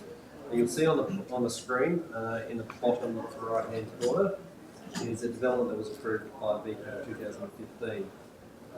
And then on the left hand side we have the 2018 proposed development. I'll go through briefly in a moment the difference between the two sites proposals, but it's worth noting that the 2015 application, the 2014 application, sorry councillors, included number 11 Breed Street. That site is not part of this application. This is a built form context, as you'll see on the screen there. The area is characterised by a lot of mid-rise development. So blue indicates 6 stories. The purple represents 7 stories. We also have a 9-storey building, the Leland Wrecker site. The land marked in red is the subject site. The development is quite unusual in that whilst it's one application, it's been designed by 7 different architects. So each site will actually present as in many regards as a separate building. Unlike the earlier development, which was more or less a large improved development over the entire site. I will say though that when I get the plans, that there is a basement car park and there's bicycle parking that extends across multiple sites. So the 2014 development, so that was use and development of the land football buildings. It comprised two 5-storey buildings, 2 8-storey buildings with dwellings, associated shop halls, 2 direct premises. That application, councillors, had 181 dwellings, 213 car parking spaces and 204 bicycle spaces. That application is still valid. The owner of the land has obtained an extension to that building. In terms of this application, as I mentioned, 4,565 square metres. It encapsulates the site, the 7 buildings, building height between 7 to 9 stories, 210 apartments. There's 208 apartments now proposed, so there were some amendments to the plans to address some of the concerns of council, and that resulted in 2 dwellings being lost. 8 commercial tenancies. The apartment mix is a mix of studios, 1, 2, 3 and 4 bedroom dwellings. Car parking, there are 6 car parking spaces on the site. There are 14 car share spaces as part of the basement car park. So that leads to a car parking reduction of 326 spaces. On the other side of the coin, councillors, there's 447 bicycle spaces. The application was advertised to 98 properties. 98 letters were sent out. From that 14 objections, we received 342 letters of support. Just put that table up on the screen, councillors. That is an extract out of the council report. More just to clarify the number of studio 1, 2, 3 and 4 bedroom dwellings, just to give an idea in terms of the mix of the dwelling. You also see a large area of communal open space, and I'll talk to that briefly in a moment. On the screen, councillors, is the basement level. I won't take you through all the plans, but the basement level is access to Hope Street, provides access to 20 car parking spaces and sheds. As we go up to the ground level, we have the 8 commercial tenancies, we have bicycle parking, obviously in the middle of site D, E and F. I'll keep it simple in terms of explaining the sites. Councillors, if you do have questions about which site is which, because the recommendation actually refers to site A, B, C, D, E and F. I'm happy to answer those questions and take you through it at that point in time. So, the site has an abuttal, obviously, to the western side, to the upfield bike path as well. Duckett Street has been closed off 2 years ago, 18 months ago, through a local government process. And as part of this development council, the condition of the recommendation is that the permit applicant landscape that as part of the rural works program. The elevations, I might take you various elevations to the West Street, Hope Street, and Duckett Street elevations. In terms of probably the most prominent elevation from the public realm, so from the upfield corridor is that elevation. So starting from the left-hand side of the screen is number 11 West Street, then we go into the northern side of Duckett Street, the southern side of Duckett Street, and then 22, 26 West Street on the right-hand side. There were, as I mentioned, 14 objections. One of the objections expressed concern about shadowing over number 11 Bruce Street. Number 11 Bruce Street is one of the few dwellings left in the local area, and the owners of that dwelling were quite concerned about shadowing. The plans on the screen show the shadowing impact from the 2015 approved development versus what is now proposed. Ultimately, there is an increase in shadowing, but the shadowing caused by the 2015 development extended all the way to the roof of that dwelling. 2018 shadows will extend further over the roof, so it won't be increasing the shadow to include private open space that isn't already shadowed by the approved development. In terms of the landscape concept design, so the areas marked in red are public spaces. We have on that plan the car park at council car park, so we can just ignore that part of the plan because it's not part of this proposal. But we have Duckett Street, we have a section to the back of site C, so that is marked in red on the left-hand side of the screen. So that below that is an area marked in blue, that is private land, which the developers will be landscaping. Then we've also, and that's referred to as the Northern Mews in the recommendation. On the right-hand side of the screen, so the other blue rectangle is known as the Southern Mews, also private land, which will be landscaped as communal open space for resident access. Duckett Street will still have public access, and it's intended to be almost like a stopping point for cyclists and users of the upfield bike path. As I mentioned, councillors, we sent 98 letters out, and you might notice on the screen that there's some that hatched area referring to the properties that were notified. There's some properties further to the west, individual properties that were notified. They objected to the original application back in 2014. The red dots indicate who objected on this occasion. So, as I mentioned, 14 objections, 342 letters of support. The main grounds were car parking reduction, building height, overview, no showing, and we had a consultation meeting on the 6th of December. The key issues with the application that officers have been working through, obviously the overall building height. So building height exceeds preferred. So the preferred building height is 17 metres. Proposed height reaches a maximum of 27.6, so we're going 10 metres over. Street wall, we've managed to get the street wall fairly close to what the requirements for DDO 18 is. There's been a lot of work done by council officers with the applicant to try to address that issue, street wall heights and the 1-to-1 ratio to the upper level setbacks, and we feel that we've achieved a good result with the applicant in that regard. In terms of clause 58, there's a few apartments which have small living areas. They're typically studios, but it affects only a small number of the 208 dwellings. So officers consider that it's an acceptable outcome. Affordable housing is a key aspect that's come through with this proposal, and we've managed to secure through discussions with the applicant 7% of the overall developments, 14 dwellings, which will be allocated to Housing Choices Australia or the Women's Property Initiative.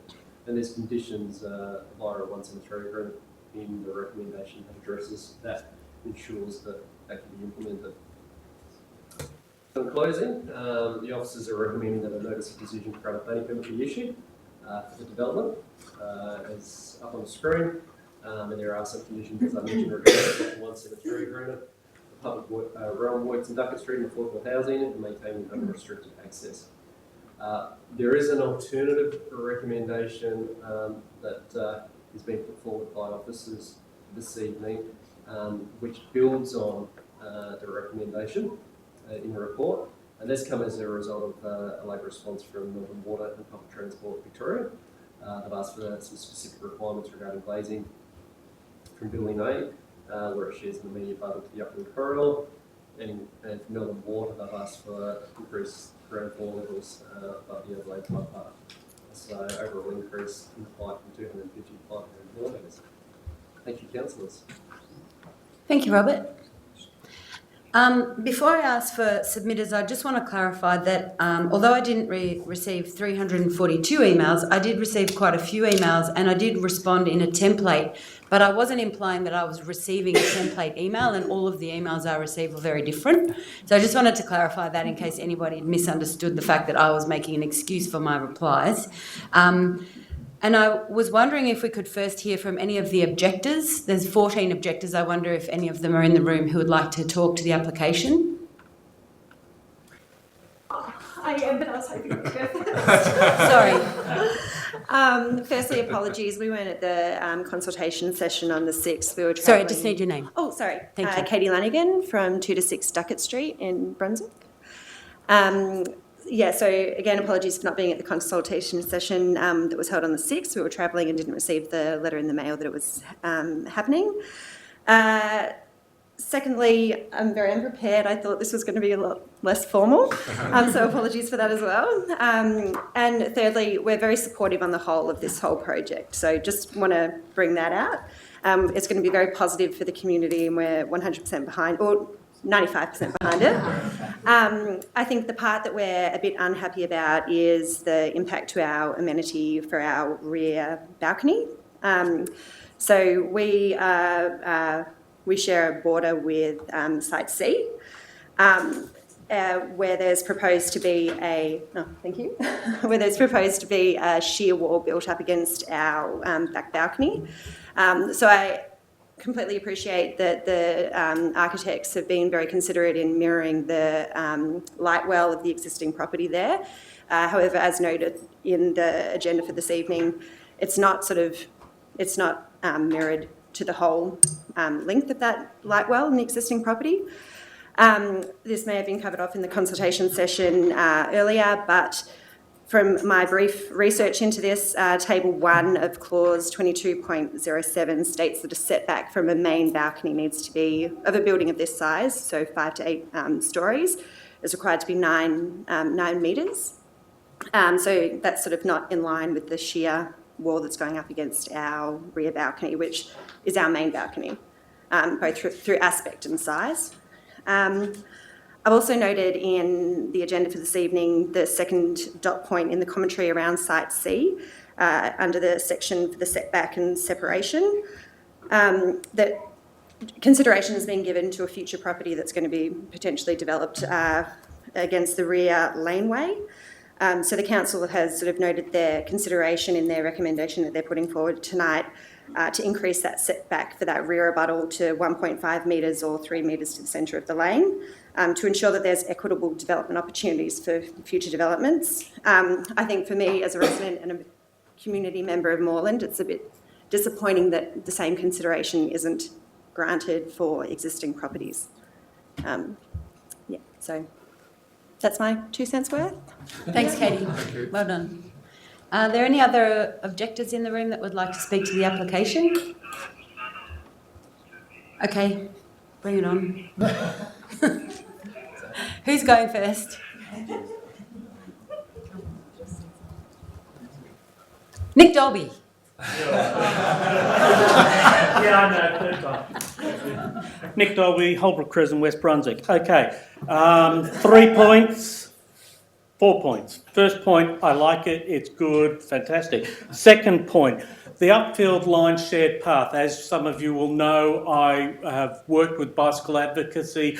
I'm deeply concerned about the Upfield shared path. I do want to see activation of the Upfield shared path. I want to see passive surveillance of the Upfield shared path. I disagree with Transport for Victoria's asking that there be no glazing along this side, because in fact I want sight and visibility of the Upfield path, not just for cyclists but also for pedestrians, for the railway station, for the commuters and so on. I would actually desire to have buildings opening onto the Upfield shared path, looking out onto the shared path, etc., etc. Duckett Street, gosh, Duckett Street's fantastic. It is activation. This pedestrianisation of Duckett Street is fantastic. I am a little bit worried. Will cyclists be able to access this route through Duckett Street? I will, however, comment that there is not much cyclist activity down Duckett Street. It is a dead-end street. Well, no, it's not dead-end street. It ends at the Upfield shared path, but it's not a collector street. It's not like the street further north, West Street and Orient Grove, where there is a crossing, etc. However, who knows, given Skyrail and so on, we may see a crossing there and it may become an important component. But I certainly strongly support the pedestrianisation of it. Car park reduction. Yes. Car parking, we know, international studies have shown that car parking breeds car use. Car ownership, car use. If we reduce car parking, we will get less car traffic in the area. I strongly support the car park reduction in this scheme. Thank you. Thank you, Mr. Dolan. Good evening, Mayor, Deputy Mayor, Councillors. My name's Shelley Vanderwerf. I reside at 408 High Street Road, Mount Waverley, although I feel like I spend a lot of time in Brunswick because my son lives here. I'm supporting the application.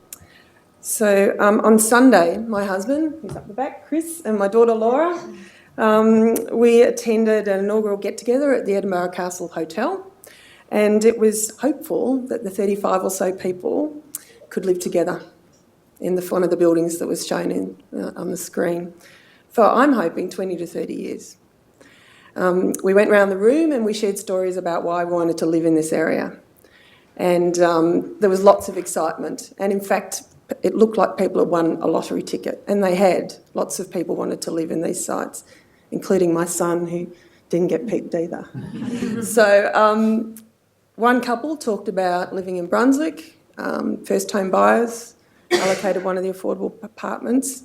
They don't have a car like my son, which has changed my perspective. I never dreamed that I would move somewhere, sell my car and work locally. Well, that's what I'm going to do. So I'm happy about reduced cars. So my thinking's changed. Others spoke of the reduced carbon footprint of the build and the ongoing running of the building, a really firm commitment to environmental sustainability.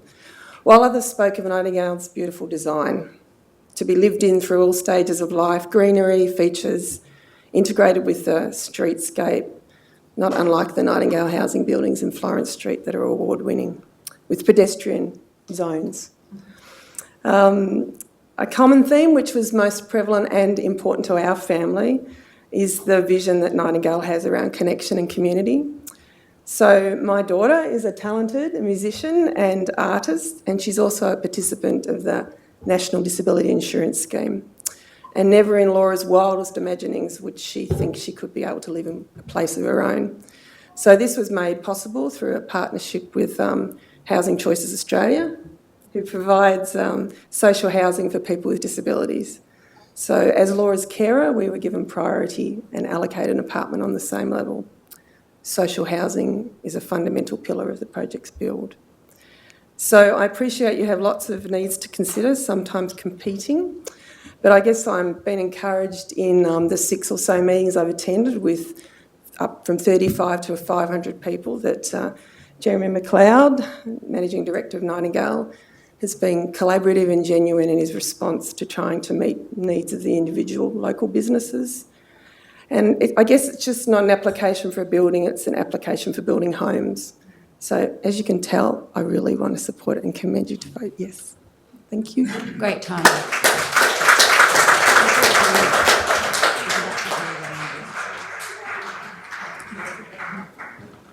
Hello. Thank you very much.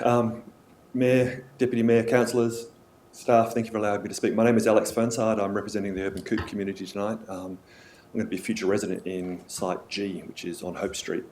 I acknowledge the traditional owners of the country in which we meet today, the Wurundjeri people and the Kulin Nation, and recognise their continuing connection to land, water and culture. I pay my respects to their elders past, present and emerging. Tonight I'm going to talk very quickly about our community, so the Urban Coop community, and provide some insights into how we're about to achieve the first Australian privately funded inner city co-housing development. Firstly, our community. We're 29 households who make up this community. We're key workers, first home buyers, professionals, pensioners and retirees.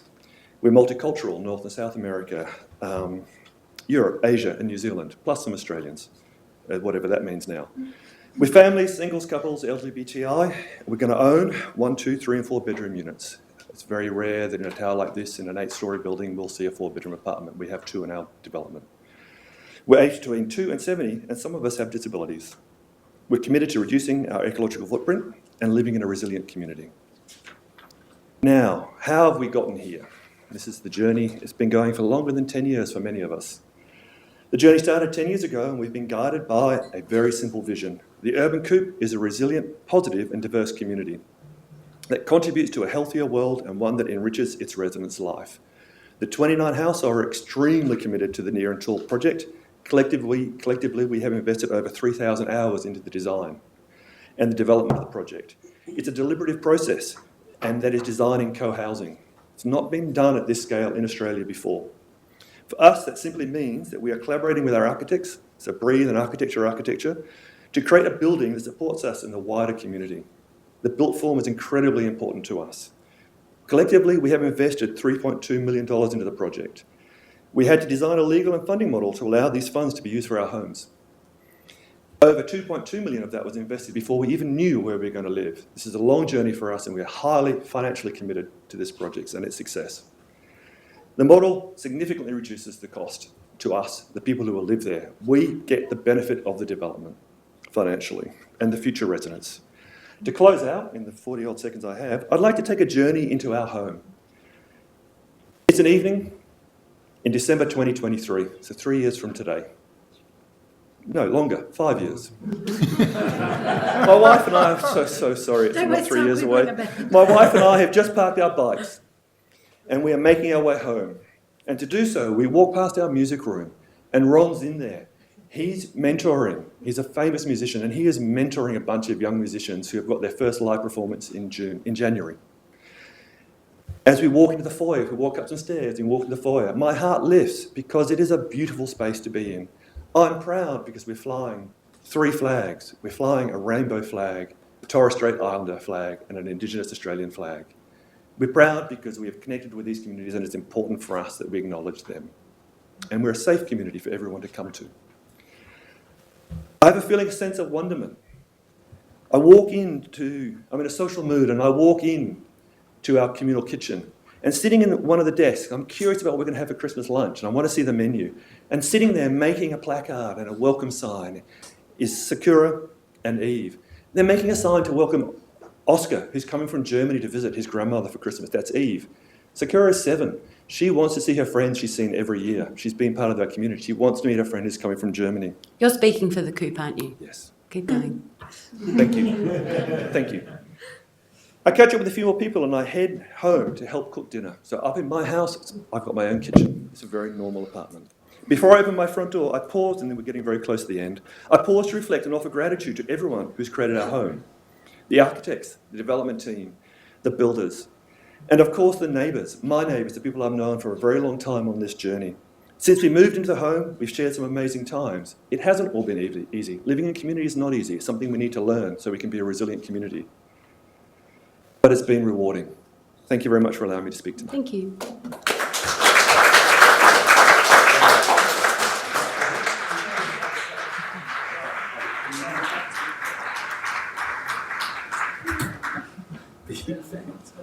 Hello.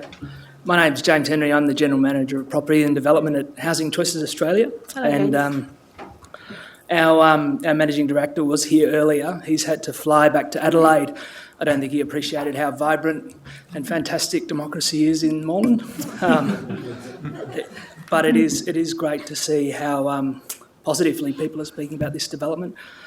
We're attracted to it for the same reasons as everyone else. The sustainability, reducing thermal, improving the thermal benefits for our residents who are on low and moderate incomes. We've been really closely working with Nightingale Housing through the process. It's a really unique, internationally unique sort of development, I think, for the community-based elements that it provides and the scale. And we've had a really positive experience dealing with council too. So I think we work closely with Mike Collins and your establishment of a trust. So I think this is a community that's really committed to affordable housing. We've had a good experience on the phone with council's management talking about the conditions of the Section 173, and they're eminently reasonable. So I think this is precisely the type of development that we'd like to be involved with and are very keen to support. So, Thank you.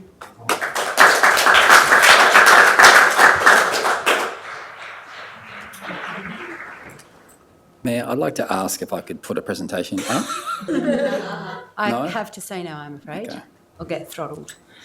It's You can send it to us. No, it's your loss. It's okay.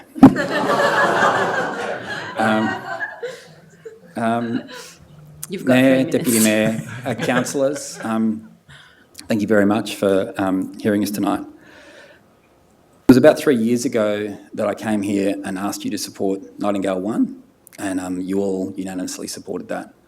Some of you were sceptical at the time, but when we completed that, about a year ago, 39 adults moved in and 5 children and about 6 dogs. With the residents that have moved in there, it's not just about the community that they've built, but the community that they've built with also the commoners across the road. With the assistance of the council putting in the parklets on Florence Street, we've started to see activation on that street. Nightingale Housing moved in downstairs on Nightingale 1, and on a daily basis, Nightingale Housing, the crew that work there, and myself get to see how the residents live there, and we learn daily from that.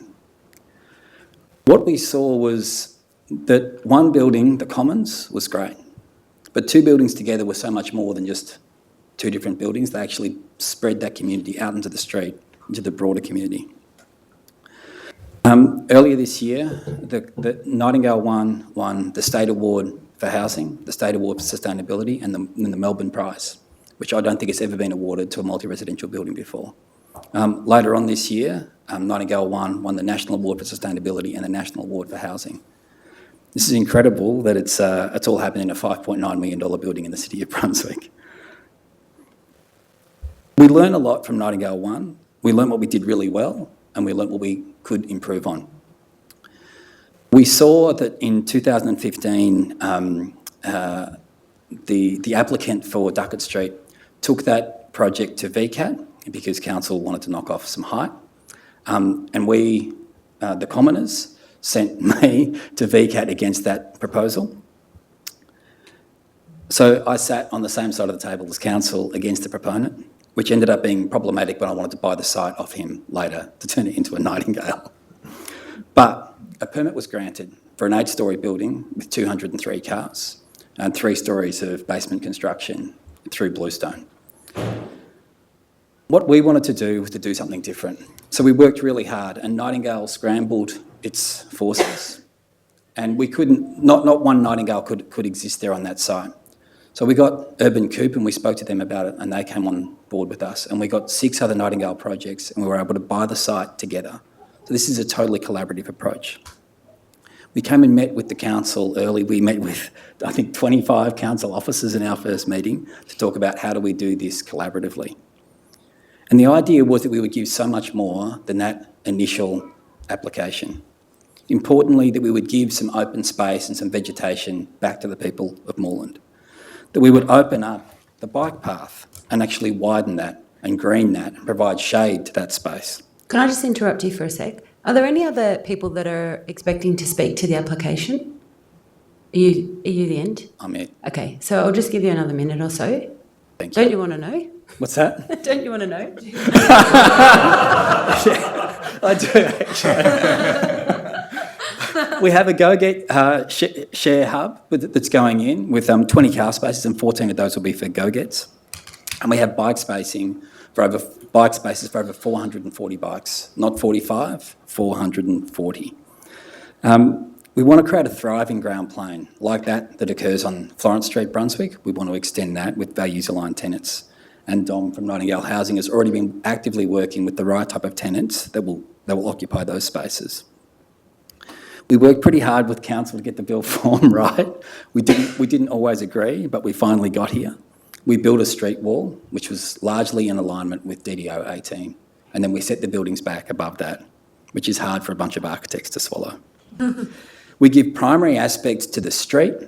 We have no issues where we're overlooking into or borrowing amenity from our neighbours, and we have no primary aspect, importantly, to the west into the upfield rail corridor. We've approached this site with our eyes open, knowing that the rail corridor could well be elevated. Wrap it up. Okay. I'm getting tapped now.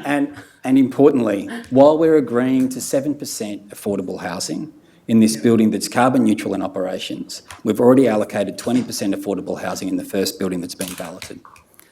Thank you very much, councillors. Please vote with your hearts and your minds. Thank you, Jeremy.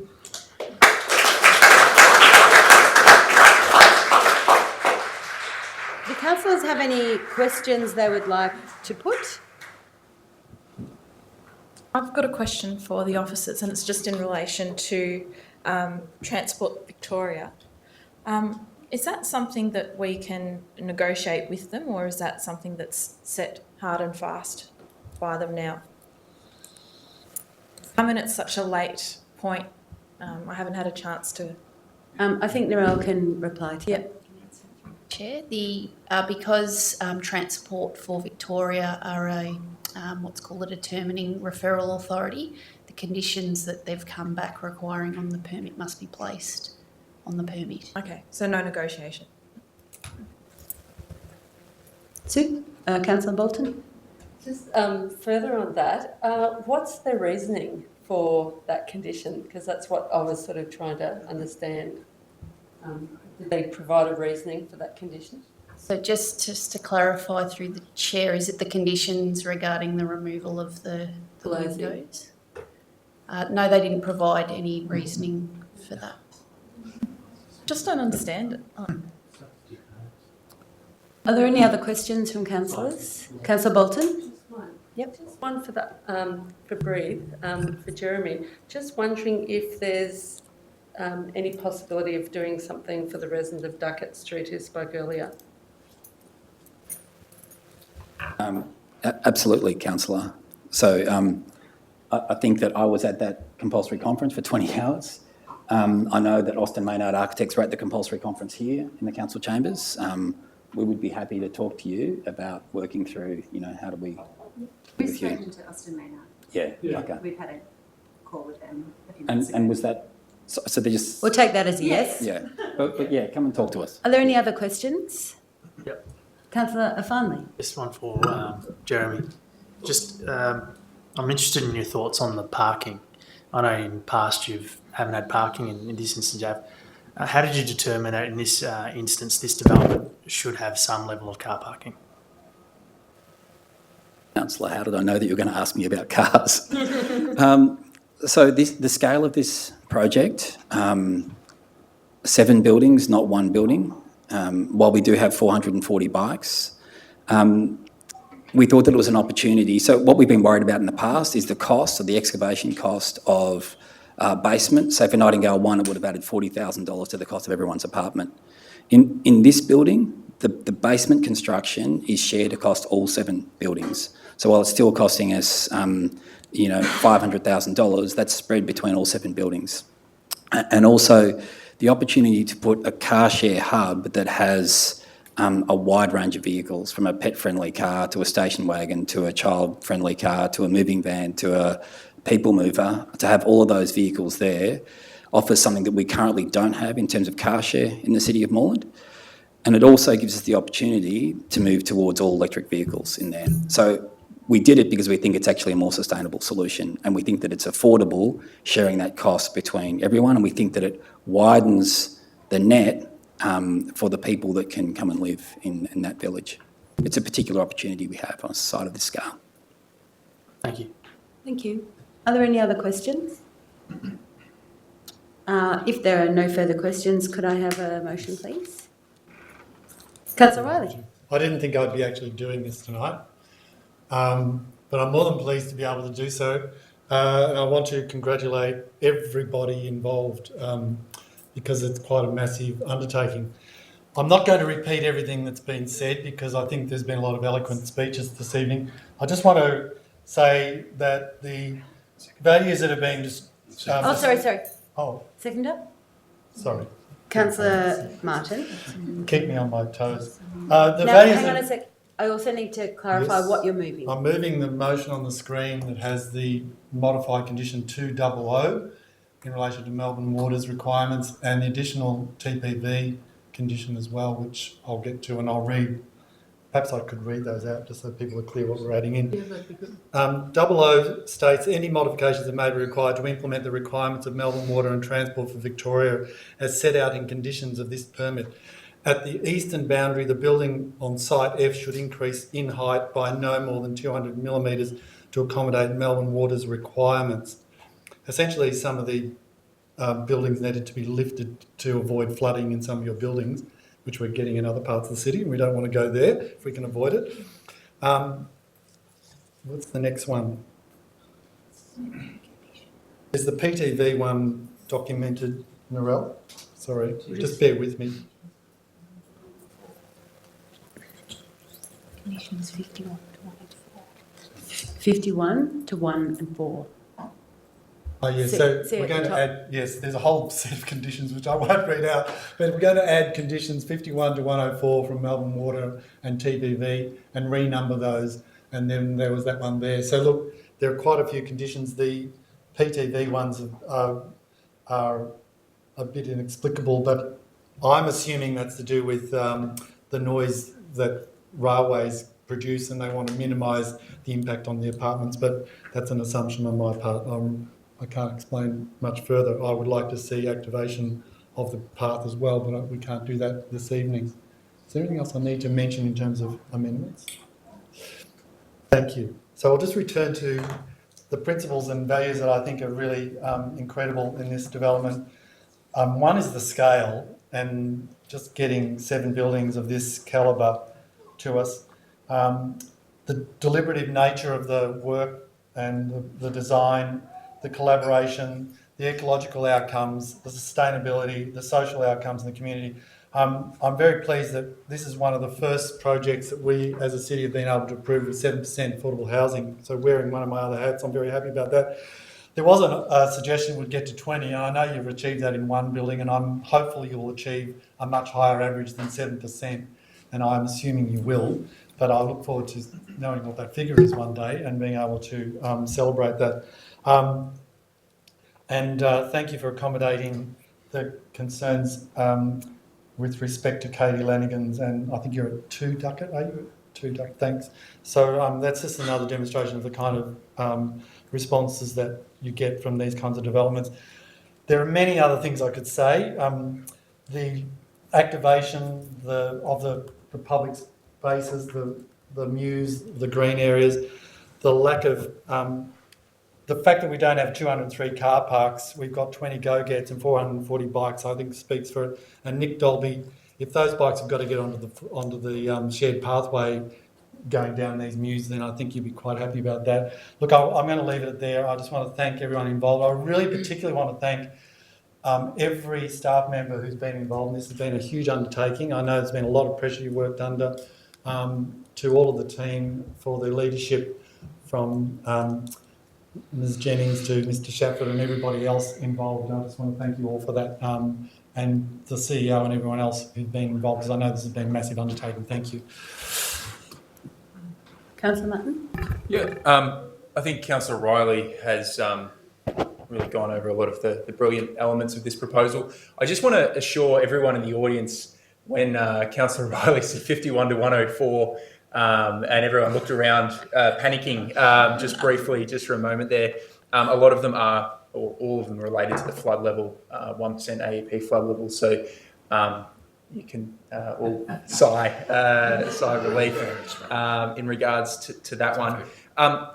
I really think that tonight is a huge opportunity to grow our community here in Moreland, and I really want to extend the invitation to everyone in this room that if this goes through tonight, you can contribute to this rich, diverse city.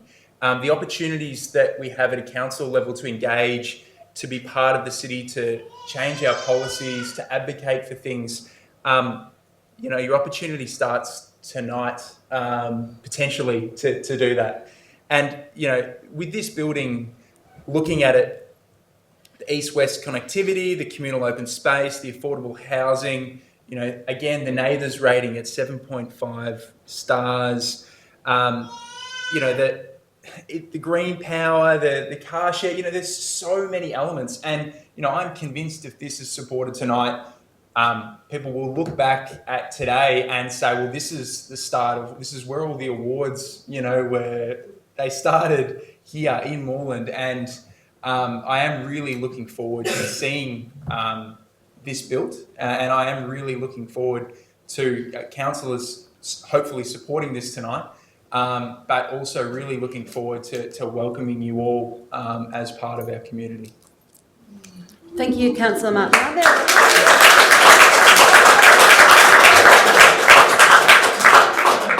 Are there any speakers against the motion? I'm not against. I've got an amendment. Councillor O'Farnley? Just to add to condition 19 regarding acoustic treatment in the event of upfield. Yep, just give us a minute to bring that up. There it is. Yeah, if that's acceptable to the mover and the seconder. Can you read it out, please? Yeah, the addition is prior to the endorsement of the plans that it includes recommendations for acoustic treatment required in the event of the abutting railway line is elevated.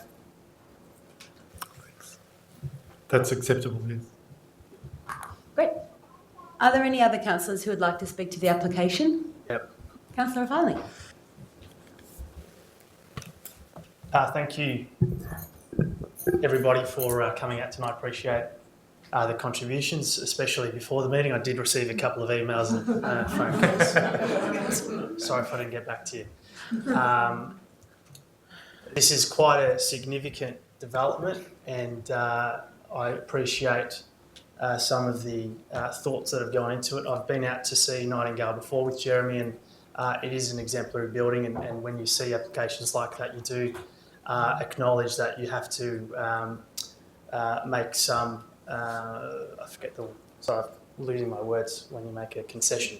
And one of those concessions, I believe, is around car parking. I think you need to think about future-proofing these buildings. You'll have young mums, tradies, a whole range of diverse community members that want to live in these buildings. So having some level of car parking is important to make sure that you have a breadth of people that have the opportunity to live in Brunswick. And I think that has been accommodated in some respect here. Overall, I'm quite happy with the application. I think it's going to be a landmark for the city of Brunswick, city of Moreland, in particular Brunswick. So I think I'm quite comfortable voting in favour of this application. Hopefully we see the development go ahead pretty soon. Thank you, Councillor O'Farnley. Councillor Carly Hannon. Okay. So I also rise to support the proposal. So it is actually really interesting because on this panel we do have to be looking specifically at the merits of the development, and so I definitely had to turn my computer off to all the emails while I made sure I'd read through the actual proposal itself first. But having done that, I would like to, as I didn't get to respond to everyone's emails, just speak a little bit, I suppose, to what is my Achilles heel in this area. Someone did mention that I am the councillor responsible for children and for the aged, and how this is a perfect development for bringing, the diversity of the community in together. I also wanted to recognise that I am a social worker for carers across the northern suburbs, and in my role I see huge amounts of social isolation. And to know that we're starting to build communities where people can live in together, I'm pregnant so I'm a little bit emotional, it's really excellent to see. And I just wanted to point out about the car sharing thing, that I've always kind of looked into, what we need to do to make car sharing, a reality for the diversity of people that need to use vehicles. And I really think that what you touched on about being pet friendly, disability friendly, having that diversity of vehicles is important. It's also about trust. And what I'm seeing with what's going to be seen in this community is that everyone's going to know each other. You're all going to be part of the same community, playing in the same park and having communal dinners and all of these things. And that is also going to create trust for using the same vehicles, for using all of the communal space. So the other thing I really want to say about this is it's fundamentally Brunswick, and that's what I actually love about it. I grew up on Hope Street, involved in series, hippies, I was homeschooled on Fridays, all that kind of communal stuff, which my parents worked really hard to provide for me. And it's really wonderful to see that this is what your community is going to look like, and the social activism that we've already seen. I think you'll be knocking on our door the minute you walk into your apartments. So thank you all.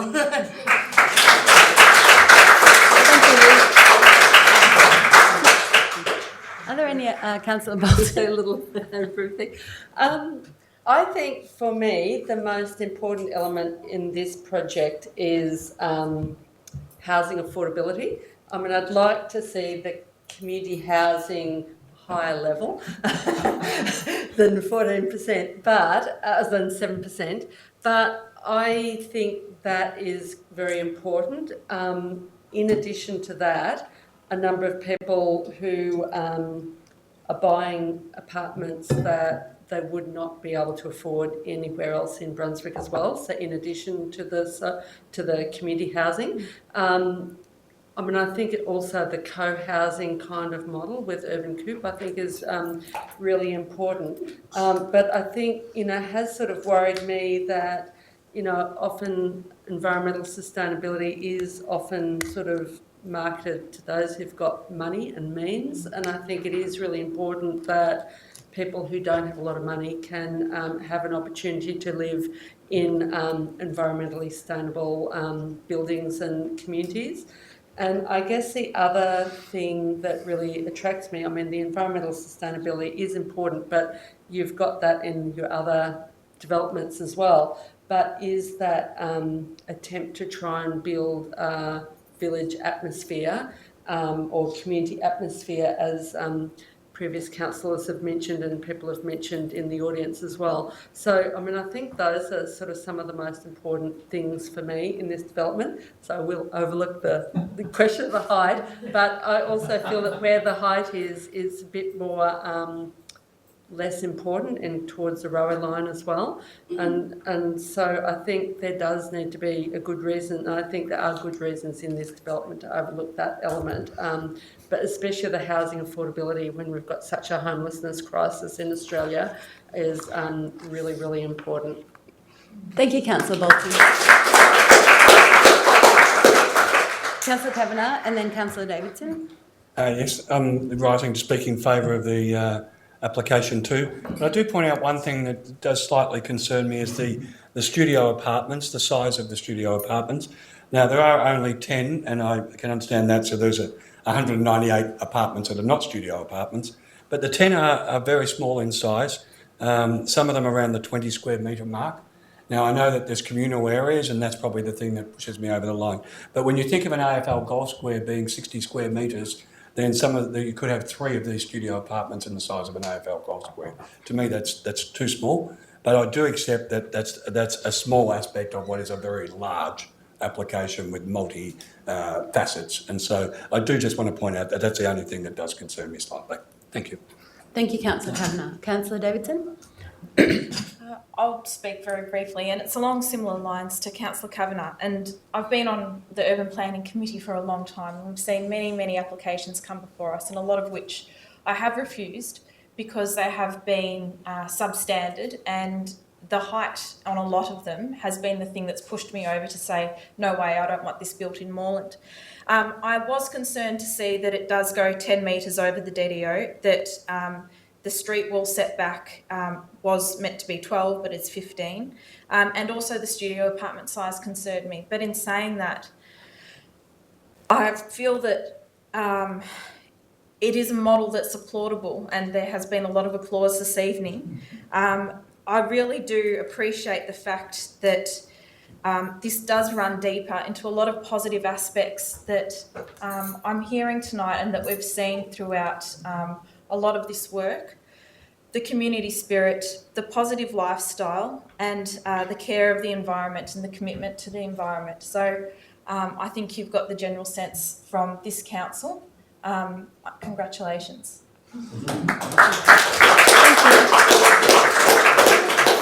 Thank you, Councillor Davidson. So that leaves me last. I want to draw everyone's attention to a piece of work that we were required to do as we were elected, which is called the Council Plan. The Council Plan has 3 pillars. 1 is connected community, 2 is progressive city, and 3 is responsible council. What the 11 of us are doing here, and there are 2 people missing today, but we're a group of 11, is we're leaving legacy. 3 people missing. We're leaving legacy. We have, in the last, I don't know how long, buildings have been approved in this city that are higher than what is being proposed, that are clad in flammable cladding that have caught on fire, and that is somebody's legacy. Somebody built that thing and somebody approved it. And somebody approved it within a guideline that meant they couldn't reject it. We've had to approve buildings where the sleeping quarters were in the top of the building, where the buildings were made of inferior product, with no solar, with the inevitable however many split system air conditioners, because we had no legal parameters to refuse those buildings. And that is part of the legacy that we have to leave behind. We have no control over that stuff. But the council officers in this place in the planning department have put in almost a year's worth of work with the applicants of this very complex development, which talks about community. It stops people from facing forward and pretending that they have no neighbours. It talks about creating place. It talks about people interacting together, supporting each other in community. It talks about diversity, which we are, one community, proudly diverse. It is very Brunswick, but it's very Moreland as well, because it's in this city, and it's part of the legacy of this term of council, and 100% I can live with this. I can totally live with this. I really want to commend the fact that this could have gone to VCAT at 90 days and it didn't. It was given the time that it needed because it wasn't perfect when it first got here, that's worth admitting, and it needed time, and it got the time that it needed to work out exactly all the detail and how it could be something that we can live with within our parameters in a very busy high corridor already. There are 10-storey buildings in this corridor between the Upfield and Sydney Road. So I don't think there's any doubt that it will be supported, but I'm speaking to support the motion regarding this proposal. And I suppose I'll put it to the vote. So all those in favour?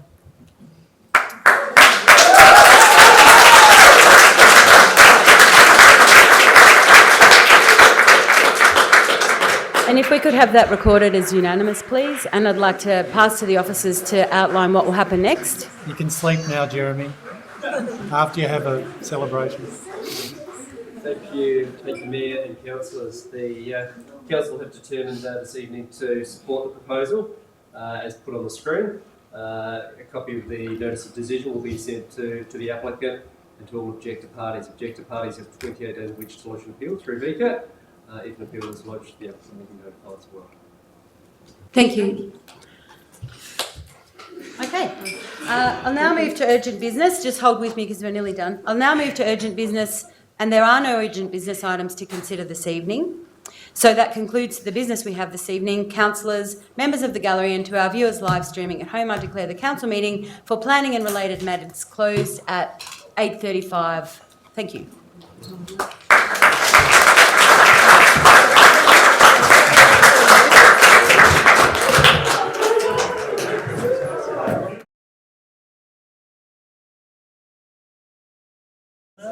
Yeah, I did. Thank you that you sent today, yeah. Hey, do you know where I am? I'm right on the creek at number 52. The officers and Yeah, there's a lot of, and the sectors when you've were not walked up happy. Mines Road. So I was like, I'll take that stance to.